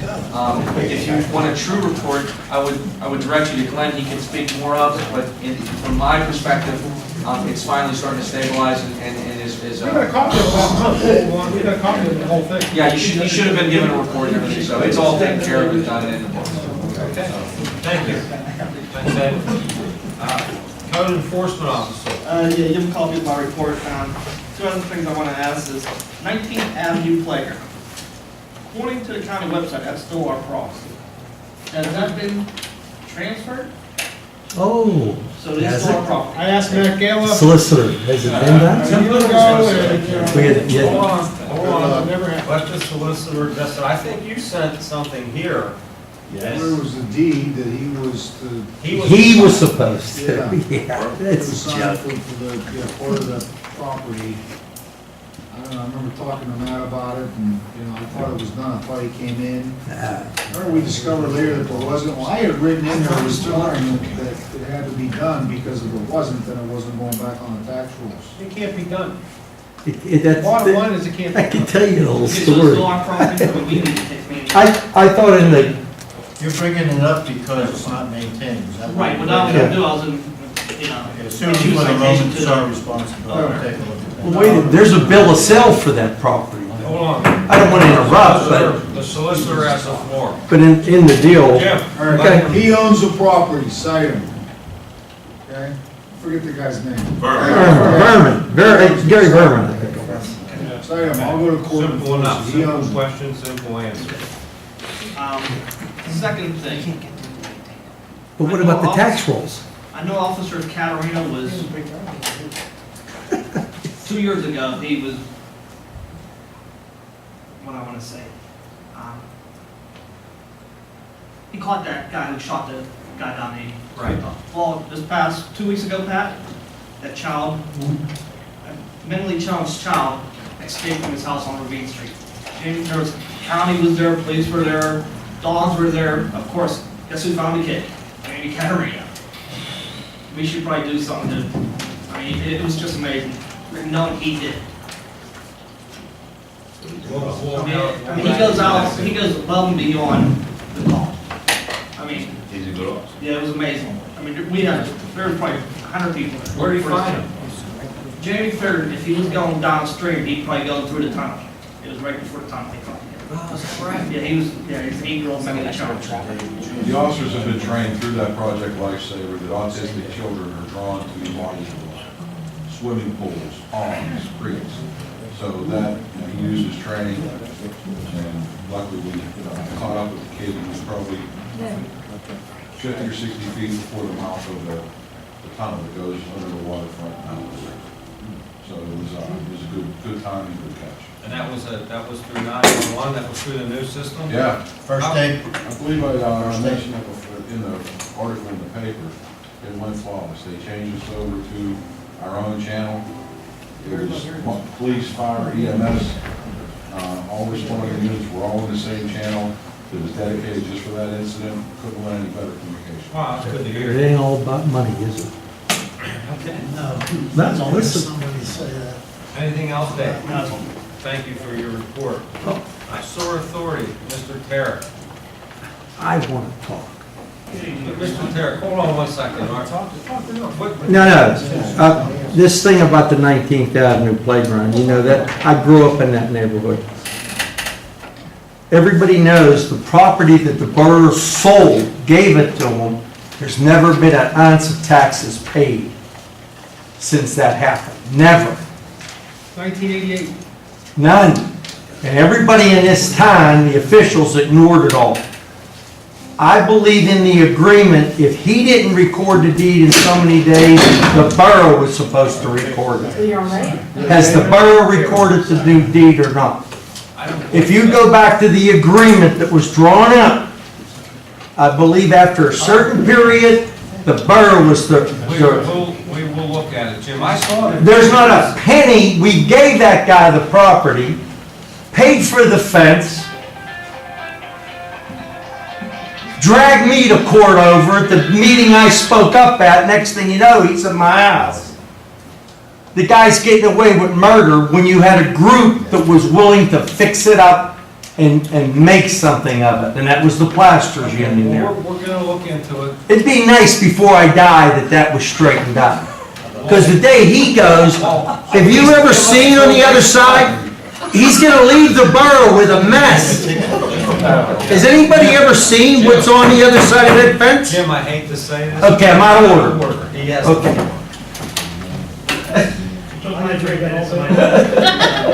Everybody do their job and I wouldn't have to say nothing. Jim, come on. Start with the pump house. We didn't want to take ownership because we want to control it. It's just a matter of time and getting down and getting all of everything taken care of. So that's all we're doing is we're in the process of. And our solicitor will be. The authority wants to own that. Well, we want to, and I think under the agreement, we've come to the conclusion that it's something we have to own anyway. It's sort of a gray area from my review. You can make an argument either way, but I didn't know your position. Well, it's really strange. The way that the permit was set up, the DEP jumped right over us, right over you folks, and went from the owners of the waterfront to us directly. So there's a quirk there that we inherited everything from you folks, but you never had a permit in your name. And the problem is that the permit's in our name, they have been maintaining it, and they would rather have a municipal entity. Who's they? The DEP. So who's been maintained? You say they have been maintained. The waterfront has had people that they have that are, I'm sure, certified, and they've been maintaining it on call. And they want, at this point, they want to get out from the ownership, and the DEP wants municipal entities to own it. I know Homestead has a pump station down there, and they were the same opinion. We don't want to own it, we're not taking it over. I think they're going to find they're going to have to. And it's something. Well, obviously, you know what you'll face potentially with cost. Well, that's interesting because we wanted to make sure that we can, that those costs can be spread amongst the people who use it, not the entire rate base. So there are special maintenance costs down there that are going to be only allocated, say, to the apartments and the hotel. But we also, for future development, it's important that we feel that it's important as one of your stepdaughter, whatever, to have control of that so that we can either upgrade it or make whatever improvements are needed if you're going to develop in the future. So that's an important reason to want to. Does that serve any other municipality or only Munhall? That's only Munhall. There is another one down there, but that's. Yeah, I know, I didn't know potentially could have captured, part of another municipality, though, that's why I wasn't sure Well, about. not to our knowledge, but if it should be indicated that that's the case, then any costs that are associated with that would be assessed to them as well. And there will be a special rate class that will be set up down there for them to cover the cost of maintenance. We just didn't want to our big holdup was making sure that we would be able to pass those costs on to the people who use it. And that's what's happening now, by virtue of them owning or maintaining it, they're paying the cost, so it really should be a wash. There's no extra maintenance cost. But that's something that we're going to be taking over. And then any repairs that they have done, because they have done some repairs that they're asking for reimbursement for, I understand that the maintenance agreement will cover those. Well, it did cover them apparently. Well, recently, but yeah, going forward, there could be.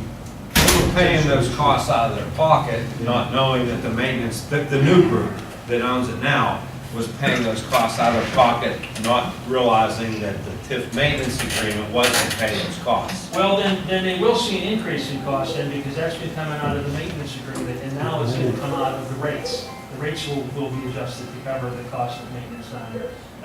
Not that they have anything to do with that, it's all the people who. I believe the number was only like $6,500. Yeah, it's not a god-awful amount. But when you spread it out, it's going to be spread, if that's 6,500 total. No, just this year. It was recent, there was a recent Well, if expenditure. that's 13,000 a year, then that's going to be $1,000 plus a month. And the number of ratepayers, they may see an increase in their bills, but it's going to have to be to cover that. Well, what I was told was that it's backing up and getting up to a dangerous level before they're able to get the pump going to pump it out. And they're having to pay someone to sit down there to manually turn this pump on if it doesn't go on automatically. So that's my understanding of the issue, but And is that included in that 6,500, I guess? no, that was. Well, then they'll have to get all their costs together, and Right. that'll be included, and then they go over maintenance. I expect that should be done within the next 60 days. Greg, you did, I'm sorry. Yeah, it was just one final thought on that with the pump house, and if the authority wants to have ownership and control of this, and obviously they have been paying for the maintenance, and you got the cost, that's something you're evaluating, you're in a better position than we are to evaluate that. I don't know if we want to have a meeting on this or not, I don't think we need to if they're going to accept the liability. Yeah. Will you keep me in the loop and, Sure. What's going on as this progresses, because it's obviously an unresolved issue now based on a recent communication that came from the waterfront ownership. Asking questions about this, and I chimed in, and, I was raising issues about whether or not it was ever dedicated to the borough, which it would have had to have been done in the first place for us to transfer it to you, because that was unclear to me. And so there's an open issue about that, so that's why I'm asking you, as you clarify this going forward, and if it would make sense, it would be your responsibility, if that's what you deem is in the best interest of the sewer authority, then you do it. Just keep me in the loop of what's happening. You're saying the permit's already in the sewer authority's name to Yes. operate that? But they went directly, they didn't give it to the borough in the interim, which they should have done, and the borough never gave us a pump station. So this is actually going from the waterfront to the sewer authority directly rather than the borough. And the argument at one point was that the borough did own it, and that was never proven. So- Yeah, and that was the issue I was It wasn't raising. proven. I We couldn't never see saw it. evidence that we ever took ownership and responsibility from the waterfront. That's why I was questioning that. And that's, Okay. there's an agreement that said that we'll take everything over, but from the DEP standpoint, they just don't, they would rather have a municipal entity cover whatever it is that's needed. So that's what we're gonna do there. You mentioned, you had a question about baiting. You want any specific? Well, yeah, I mean, I understand that we have some rat issues in the park, which is why we're addressing it. And I'm sure many council people have had complaints. No? Rabbits. I have. Vernon has. There's rat issues all over the borough. See, there you have it. There's rat issues all over the borough. So if we're baiting catch basins, are you going to be baiting sewers, or are we kind of half wasting our time? This is the first time hearing of it. I hear about it every so often. Like when it does occur, we go into the area and they do put bait into some of the manholes. But the situation is, at least in Homestead Park, the system's sealed, and it's not often that a rodent can get out, or if he gets in, or in if he gets out. You know, when you get into 18th Avenue down, where the catch basins are connected to the sewer lines, that then can become an issue. You know, a lot has to do with the people putting their garbage out 3, 4, 5 days ahead of time. Bingo. Before the Right. garbage thing comes. I've seen people Or just weekend, leave it out there. Yes, we can put a curb onto that, and I think we would eliminate a lot of rats. I've seen people the day after garbage, they put it out for the next week. They just leave it there all week. Well, that is an issue, I would agree, Mr. Rutherford. We often, and when we go back to check, it's not often that we find that the bait's been touched. It's more of a precaution. We don't do anything on a proactive basis because we don't have any issues. They get enough to eat in the garbage, why should they eat the meat? Good point. I think your menu choices are made for you there. That's probably what we find that they do. So, but in your storage system, that would be where rodents, raccoons, they get in there a lot. And then they go down, and they actually can find their way up from the street. We find that they're in the streets a lot, rodents, along with Rush City, West Run, and I don't know about Humboldt Run, but we noticed them in the West Run area a lot. Well, I had a complaint in the Dewey Street area, and Dave went up there, and he saw rats. I mean, Didn't you have a garbage problem up there though? I think there was a garbage problem up there. With garbage cans and other lids, so That's, all the pieces. those are preventative items, and it's not, they always jump to the conclusion that it's the sanitary lines, and they explain to them that, because it's a disturbing situation. We have, we will be with, we took our first case to court for dye test violations, and I'm happy to say that out of the sample run that we made of 16 residents, every one of them were taken care of without having to go to trial. The one that is slated for trial, unfortunately, they're going to have to pay all the costs for the attorney's fees and the filing costs, which are almost $100. And we want to try to avoid that, and we'd like to get as much publicity for that as we can, Mike, so that people know that this is an issue, that if they don't respond, they're going to be assessed with court costs that we don't have any control over. You follow the magistrate's office and you don't get your money back even if you cancel the hearing. So that's what we want to try to avoid. And as I said, there was only one that we had to take that so far. But we'll be sending them out in batches of at least 50 beginning within the next 10 days to 2 weeks. And then thereafter, so that it's manageable. And then thereafter, we'll be doing 50 in a clip until they've all been notified. And then hopefully we'll have the same success we've had on our sample run with notifying the people that we won't have to go to the magistrate. We've had update on our, we awarded bids to Inside Pipe for $4.5 million for phase 2 of the sewer renovation project. We're now in phase 2. The interest rate on that's is 2.2%, which is better than what we got in the first round. We're going Penvest. We were fortunate there. 20-year payback period. We will close on the loan hopefully here in September, and when the funds are available, they'll begin work over the fall and winter and into the beginning of next year. What's the monthly payment on that? Well, let's see. I don't have the payment schedule yet, but it's $29,000 on 5/1 at a higher interest rate. So this is a lower amount, probably going to be somewhere in the neighborhood of $20,000 to $25,000 a month For 20 years? Yeah. It's interest only for the first construction period, but Yeah. then flips to just an amortized, linear amortization. I don't believe they gave us an amortization chart yet. You didn't see it yet. But yeah, the first 4 years, it's interest, 3 to 4 years, it's interest only. But it's still, whatever it is, it's still a hefty amount. That's all going to have to be factored into our rate schedule that we're going to have to be getting approved. And it's going to be an increase in rates, unfortunately. As far as some activities that we've had 8 locations, some of which I heard mentioned this evening, that have kept us very busy in the authority for sinkholes, overflows, and I'll just tick them off quickly. We had one on Friday evening on Bellwood, that originated on Bellwood Drive and actually came back to Miller and Rebecca. There's an overflowing manhole there. We were out on that one until 1 o'clock in the morning on Saturday. I don't know if you guys got any complaints, so we were about to call because we had a resident come down and insist that we stop doing work. We didn't have to go that far, but they were complaining about noise ordinance violations and so forth. And people should understand that's an emergency. You can't have you can't, we did make a lot of noise, but it was all necessary. Got it cleaned up, and that took care of that one. We have overflows on Troutman Street. We're going to have to do some construction work there, because we have a line that has a dip in it. It's continuing to accumulate and back end up into some homes. A sinkhole up on West Schwab Avenue. Louis Street's just about done. We fixed that problem. That's a very good job. Thank you, and even though it did take a little long. Yeah, that was a special case because there's two lines there. There's one 10 feet, one 20 feet, and the one that was bad was a 10-foot line, fortunately. Getting the contractors to respond was what the problem was. But fortunately, there were no other major problems. We had to replace the catch basin there too. And keep an eye on that one across the street that you told me about, because that should be cleaned out now too. That should be cleaned out. Yeah, okay, so that one's done. Kennedy Park, we know, got a report of we have some sinkholes in there, and that's on a line that's slated for renovation under our project. We have to check the videos to see what the problem actually was, but, the camera will tell whether the lines are separated and earth got into it and cause sinkholes, but that's Kennedy Park.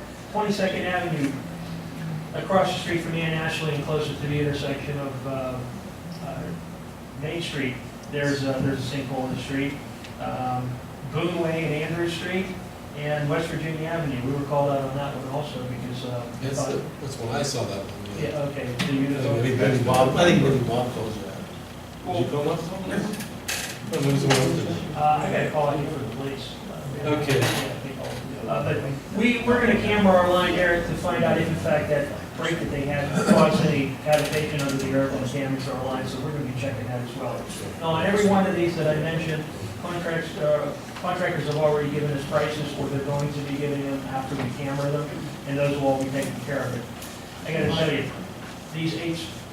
The one, I don't know if you have anything to do with it or not, the one on Maple Street, you know? What happened there? Because that's just a patch in the middle of the street, and it was nice patch, but there was water coming out of it over the weekend. It broke again. There's water leaks in every other week. Watch this, it's a water break. They were out. It is. He gave me a location, but when I went up, I told I couldn't find it. Was that a utility company? If it was a water break. Yeah. Weren't they supposed to go from curb to curb? They just patched it for now until they put out the bid. No, I mean the first patch they did. Well, yeah, and the toilet can right there. I know up on Lehigh, they patched the street, it was terrible for months. Then they came through and paved it, and it's great now, it's curb to curb. And we want to thank you for letting us, on Louis Street especially, for letting us make sure that the street's intact and take care of it. We didn't have to go through and do work that wasn't necessary, so that saved us great deal of money.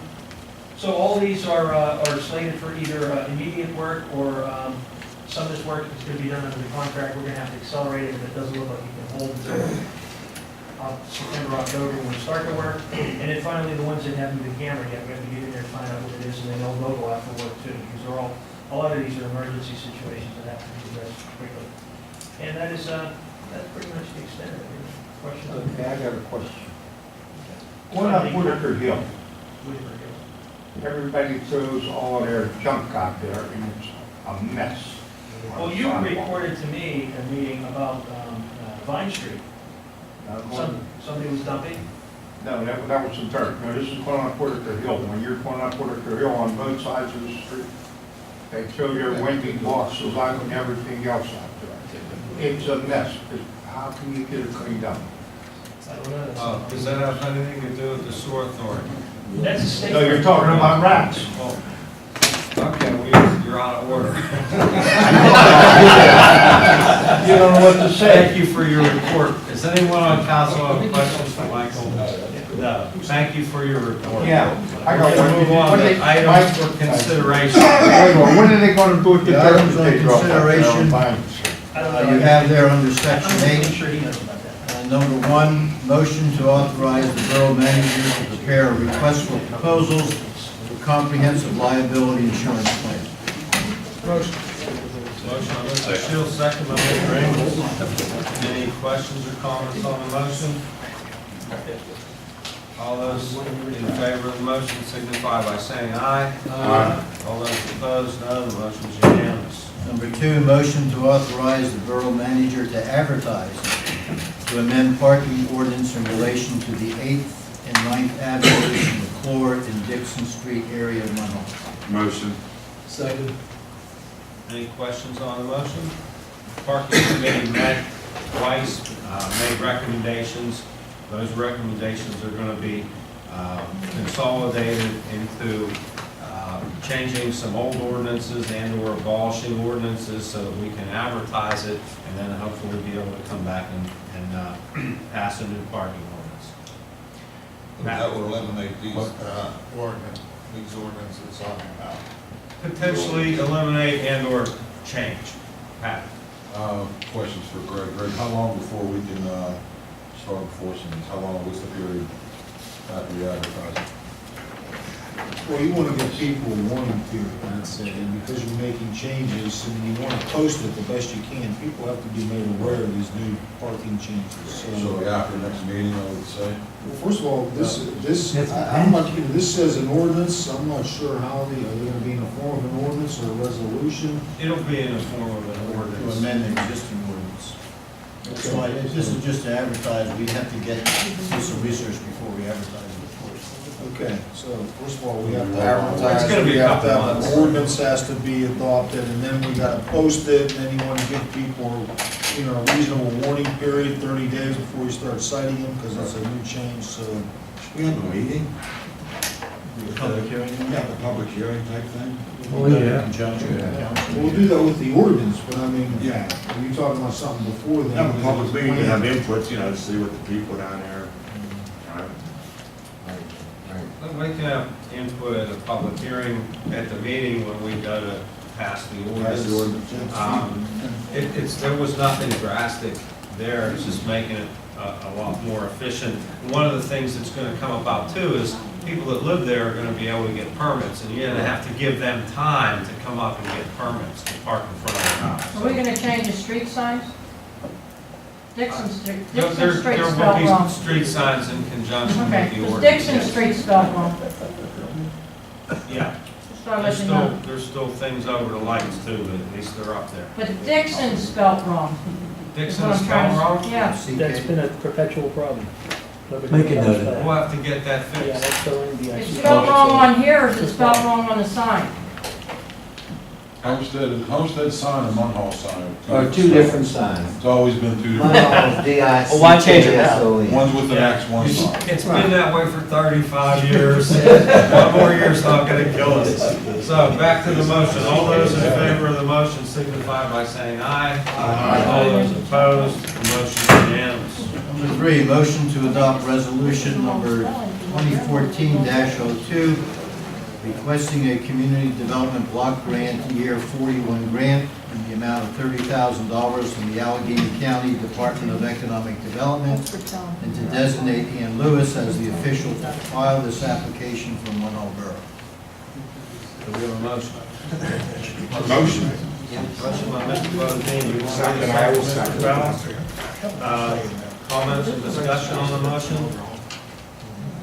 I just had one point to make. I had spoken to Ann. In fact, Rick and I met with Ann, and we had a meeting and talked about all the things that the COG does, and she led us to believe that we were gonna get a bigger allocation.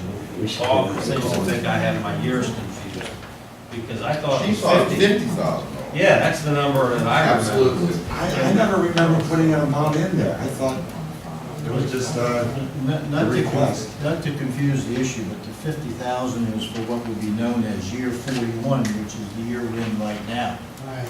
Year 41 would be next year. Okay. We're applying right now for 2015. And this is because all the CDBG funds are shrinking, right? Is that why it's a smaller I'm sure amount? there's a Well, there's one thing you must know now, in discussions with Gordon and Collins with Twin Rivers. Right. There's going to be a whole new light on the subject because what Brian Payne's really community is really unique. Okay. So this number is really a speculative number at this point. Yeah. Okay. Any other questions on the motion? All those in favor of the motion signify by saying aye. Aye. All those opposed, no.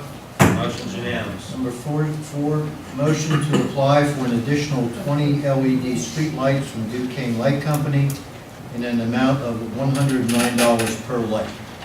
Motion. Second by Mr. Ingles. Any discussion?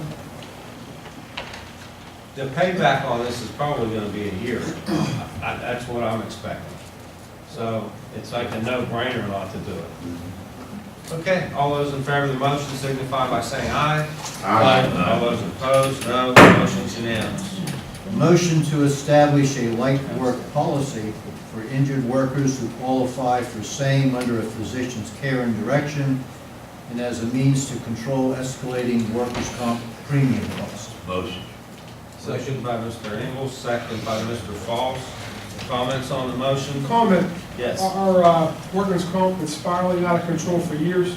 This is something we talked about and we should have done a long time ago. Every responsible government or business has this program and should happen in just all the time. The Bob took care of it and we're doing it on with Dan's help. Yeah, we met with both the state because the state has some obligation to its policyholders that provide for services. They hired an independent contractor. It doesn't cost us any money to have them. And then Bob brought in a woman, MRM, and they're going to work in conjunction with our insurance carrier at the state to make this work and try to get this thing under control. I mean, this is a cost that's gone up $300,000 in 2 years. So, Because of cost, we end up in the state pool for workers' comp. right. So, Question, yes. how many people can be on it at one time? The best way for me to answer that is the motion is to establish a policy which hasn't been established yet. So we have to evolve the policy for review. So give me the authorization to develop a policy and then we'll present it again. I see, and this is gonna be for all employees? When Mr. Callen interviewed for the job, he said, tell me the workers' comp numbers isn't a misprint. We said, they're not. That's what he asked. He thought it was really a misprint because it was so grossly overhead, so that's where we're at. Okay. Any other questions? Pat?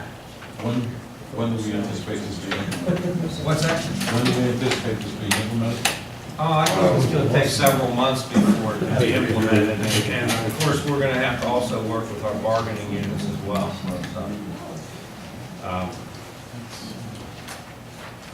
Motion's on the floor. All those in favor of the motion signify by saying aye. Aye. All those opposed? Motion carries unanimous. Okay, number 6, in reference, I want you to reference your last page of your agenda. A motion to appoint a person as the first alternate member of the Munhall Civil Service Commission and for such alternate term to be for a 6-year period. You had 2 names that were presented. And then the motion number 7 is to appoint a second alternate for the same, so. They two separate motions or? Yeah. Two separate motions, the first and second. So would you like us to have somebody nominate somebody and then vote Or on it? just go by the names? Well, if you want to do number 6, to the First Amendment, the first one that we interviewed was Harold Woodburn. If you want to consider him as your first alternate. We have 2 choices, Harold Woodburn or Raymond Congress, right? Correct. Okay. Why don't we just go by the name and then that's it? Would not be the best way to do it, just go by the name. You're appointing the first alternate, so you have to pick one of the names as the first, and the other name Right. obviously gonna be the second. The 2 names, right? Yeah.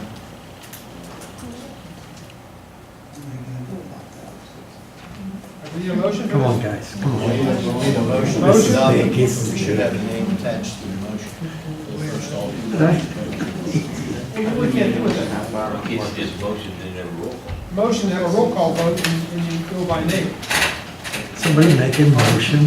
For this one? I Yeah, the first motion one. Ray Conn to Pick a speak. name. It would be Mr. Woodburn, Mr. Connis. Very good roll call. Wake up Joe now. Ballas. Mr. Woodburn. Rob Foss. Mr. Woodburn. Bernie Shields. Mr. Condis. Rich Fodadian. Mr. Woodburn. Rick Brennan. Mr. Connors. Harvey Ingalls. Mr. Corner. Mr. Lloyd.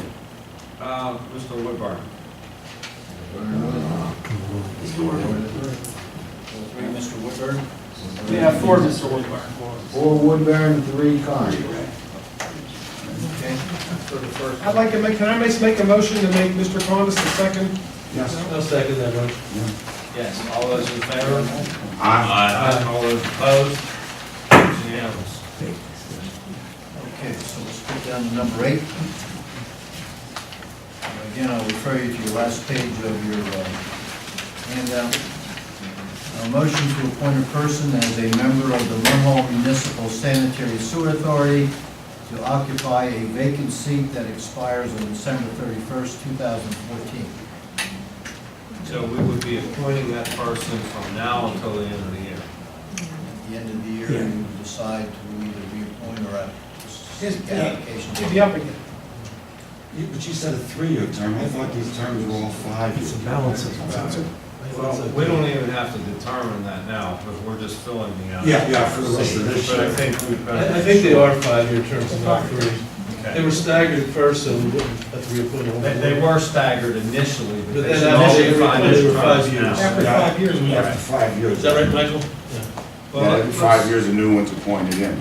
I see that there was there actually were 2 withdrawals. Donald Basis withdrew, as did Brad Lloyd, withdrew his name this afternoon. So with that, can we do the roll call hearing? Sure. Here are the names. Andrew Fedoris and Alan Vasilisa. Who's the second one? Alan Vasilisa. Vasilisin. Joe Ballas. Vasilisa. Mr. Falls. Vasilisa. Mr. Shields. Andrew Fedoris. Mr. Vodadian. Alan Visalasin. Mr. Ballas, Mr. Brennan. I think it's good. I abstain. You gotta state why. I abstain. You have to give a reason. I abstain because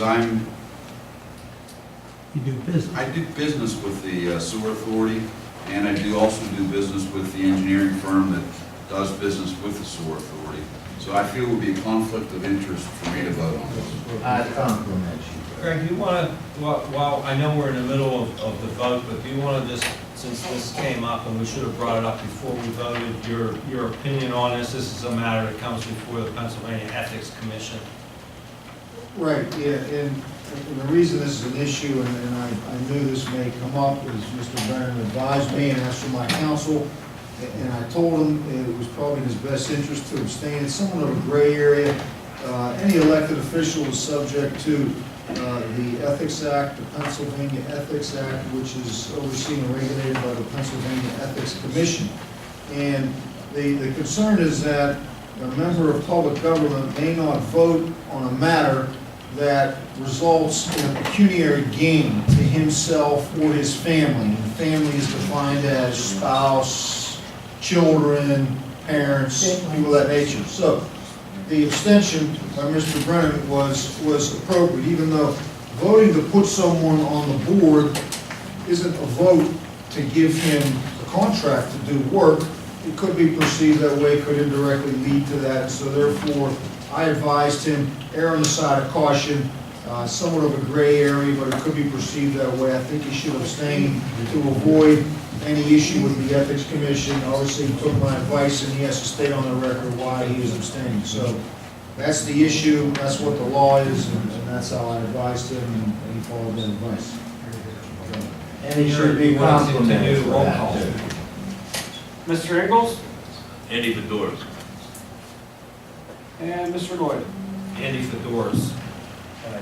Todd. That's the time, 3-3. Mayor.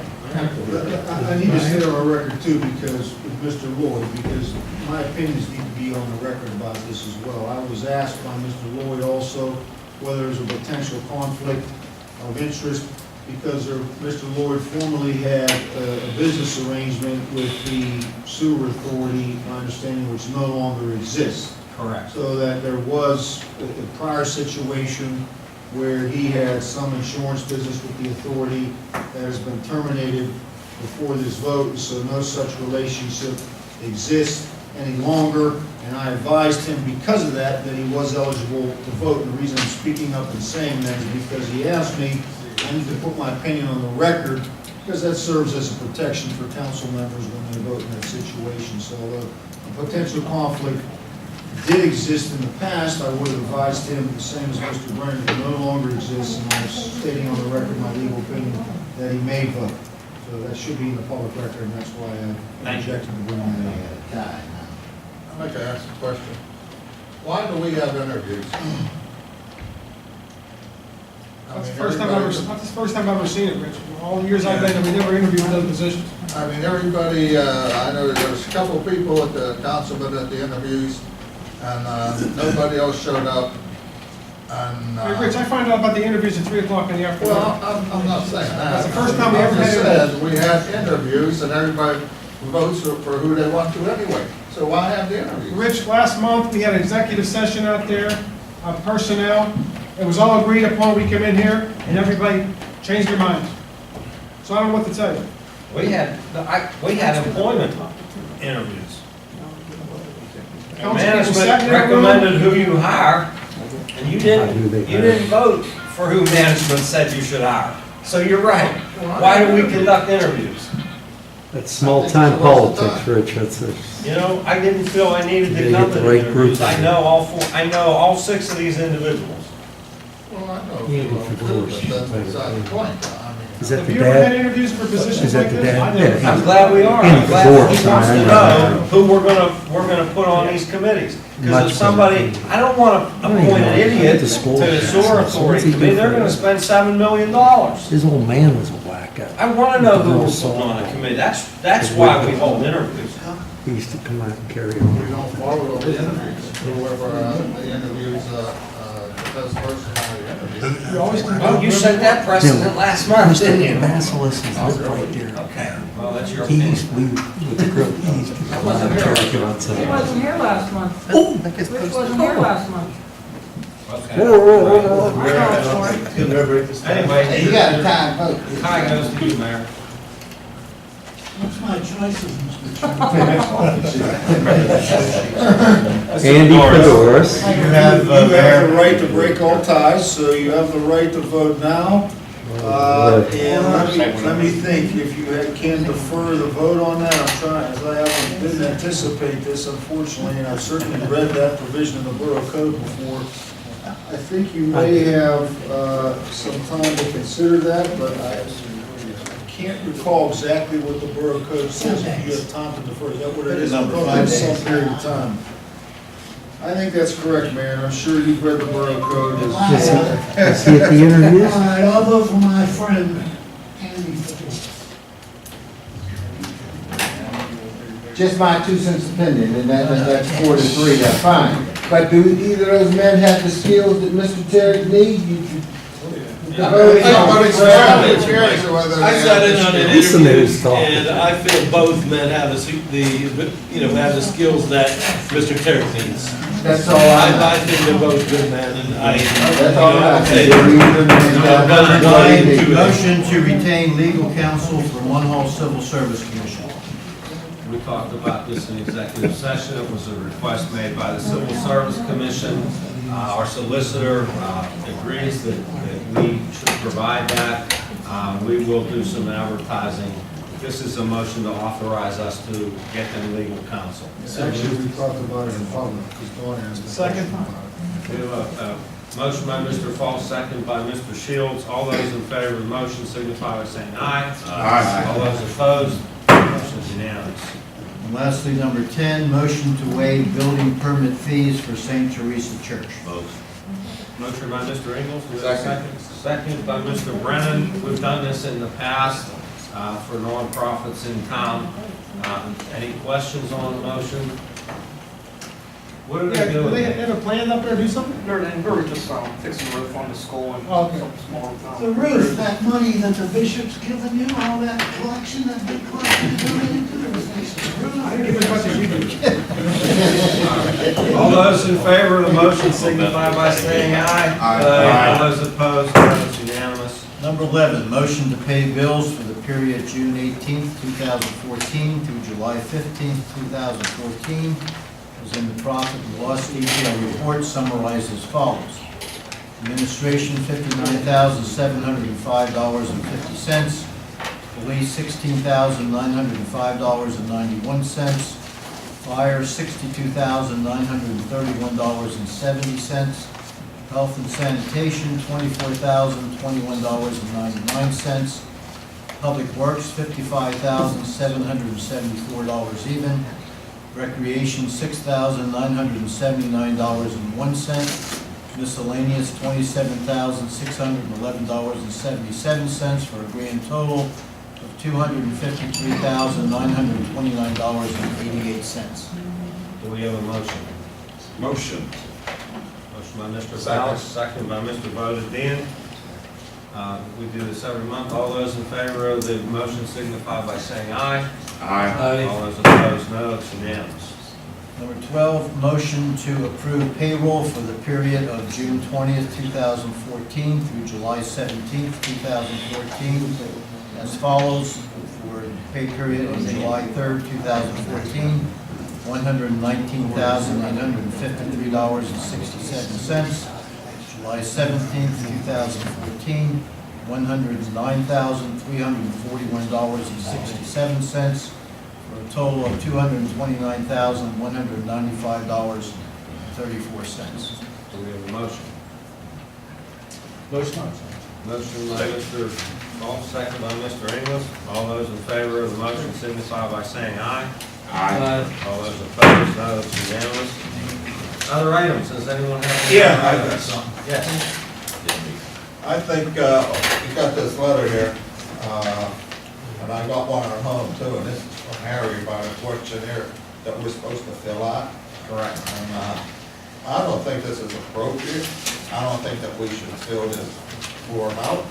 And, I'd like to have some advice from our solicitor on it. It's absolutely appropriate, and it's done every time an auditor audits a firm, whether you I've have a. never seen had that that. here. I've had them many times on banks. They audit the bank, they want to know if you have a loan mortgage balance with them, you know. I don't know how to answer that. Well, don't answer that. Who's asking for it, by the way? The auditor. The auditor's asking for you? I have a 3-page one with about 40 questions I have to answer. I would understand that as the borough manager. I mean, Rich asked me about it. I honestly, I have never seen this form before. That doesn't mean it hasn't happened over this municipality. This is the first time I've seen it. I was unfamiliar with it. I couldn't answer his questions. I couldn't Safe tell and the sorry, source guys. either, just because, Harry asked me to fill it out. I assume it's from the auditor. Mark Tarley. Is it just for that year? 2013. Yeah, he didn't send those out for the 11 and 12, because I think it was a time issue. So I would not be applicable to any of that. I would not, they shouldn't even give me this. Well, you could write in there the I will. interpretation. Correct. I didn't see We any never found out questions. any information really till he quit. That's when everything started coming to light. So how do you answer that? Truthfully, I don't see any problem with the questions. This says, do you know of any circumstances where funds are being siphoned from the borough? If you know, then you say yes. You know?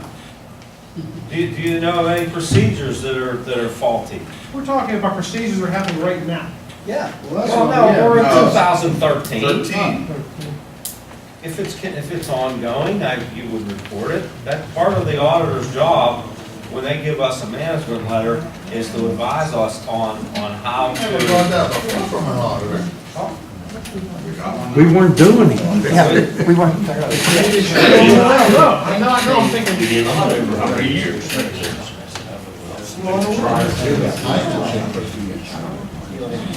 So you don't have to fill it out, Rich, if you don't want to. It's not required. You should ask them for assistance. That's 2013. I don't know how to fill it out. I think I'm thinking, the clerk before the board should have asked some of these questions before they're out. I don't have mine with me. Hey, what do we got to hide, I guys? filled mine out and I sent it back in. Let me read the questions. The questions are, number one, our auditor wants to know, are you aware of any misappropriation of assets or any other type of improprieties that are occurring in the borough? Yes or no? They did, it's for the 2013 audit, but that could be now, it could be last week. If they say Two, yes, you're out of order, Mr. Quanis. I know, I'm always out of order. Number two, do you suspect that there are any improprieties or irregularities, or has it been alleged that there are any improprieties occurring at the borough? Yes or no?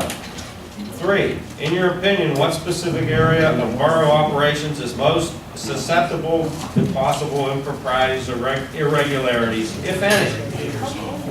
You know, it's controls. One of the problems that we had here in the past was you had one person opening the mail, reconciling the bank accounts, signing checks. So if there are situations like that, the auditor wants to know.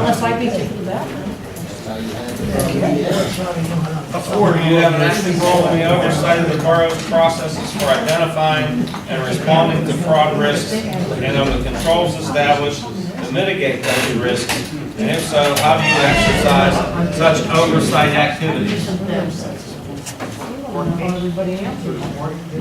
You know, we used to have stamps here. There's no stamp. I sign every check. I wrote that down, that we eliminated stamps. I look at every bill. I sign every check. 5, to the best of your knowledge, is the borough in compliance with laws, regulations, contracts, and grant agreements? Legitimate question. Sometimes grant follow-ups aren't done.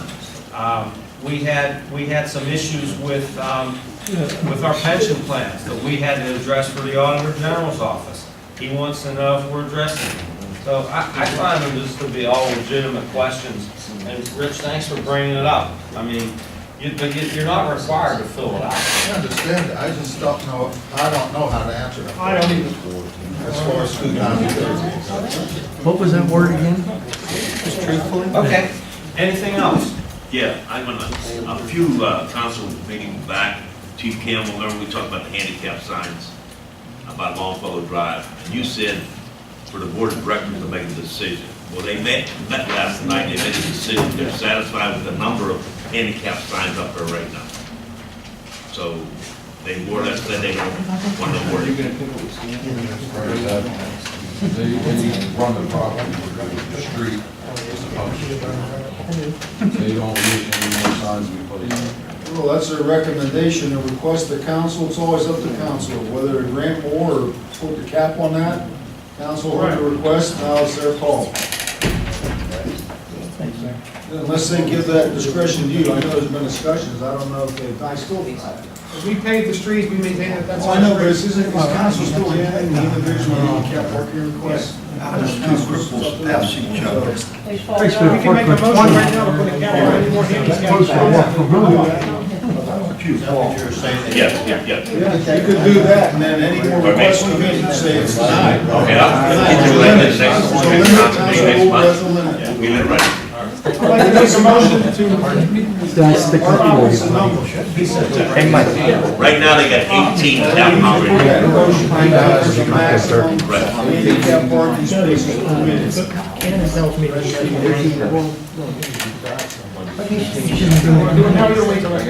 Rich, I'm just going by what I'm told. I'm just asking. Are you monitoring the permit? You can't have everything. On that cage paint. Chief asked me to do this, I did this. We're satisfied. Well, I'm gonna get a letter from them. Before you want to make a motion, you want that letter first? I'll request that. Motion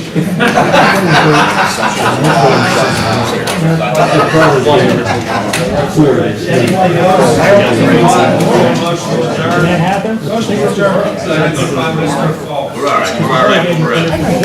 All those in favor? Aye.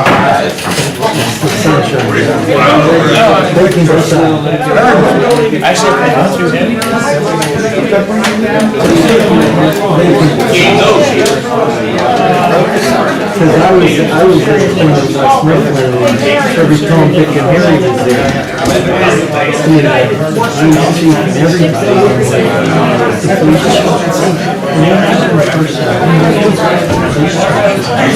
everybody.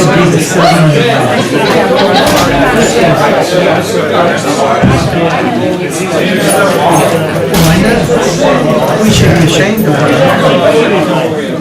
We should be ashamed of it.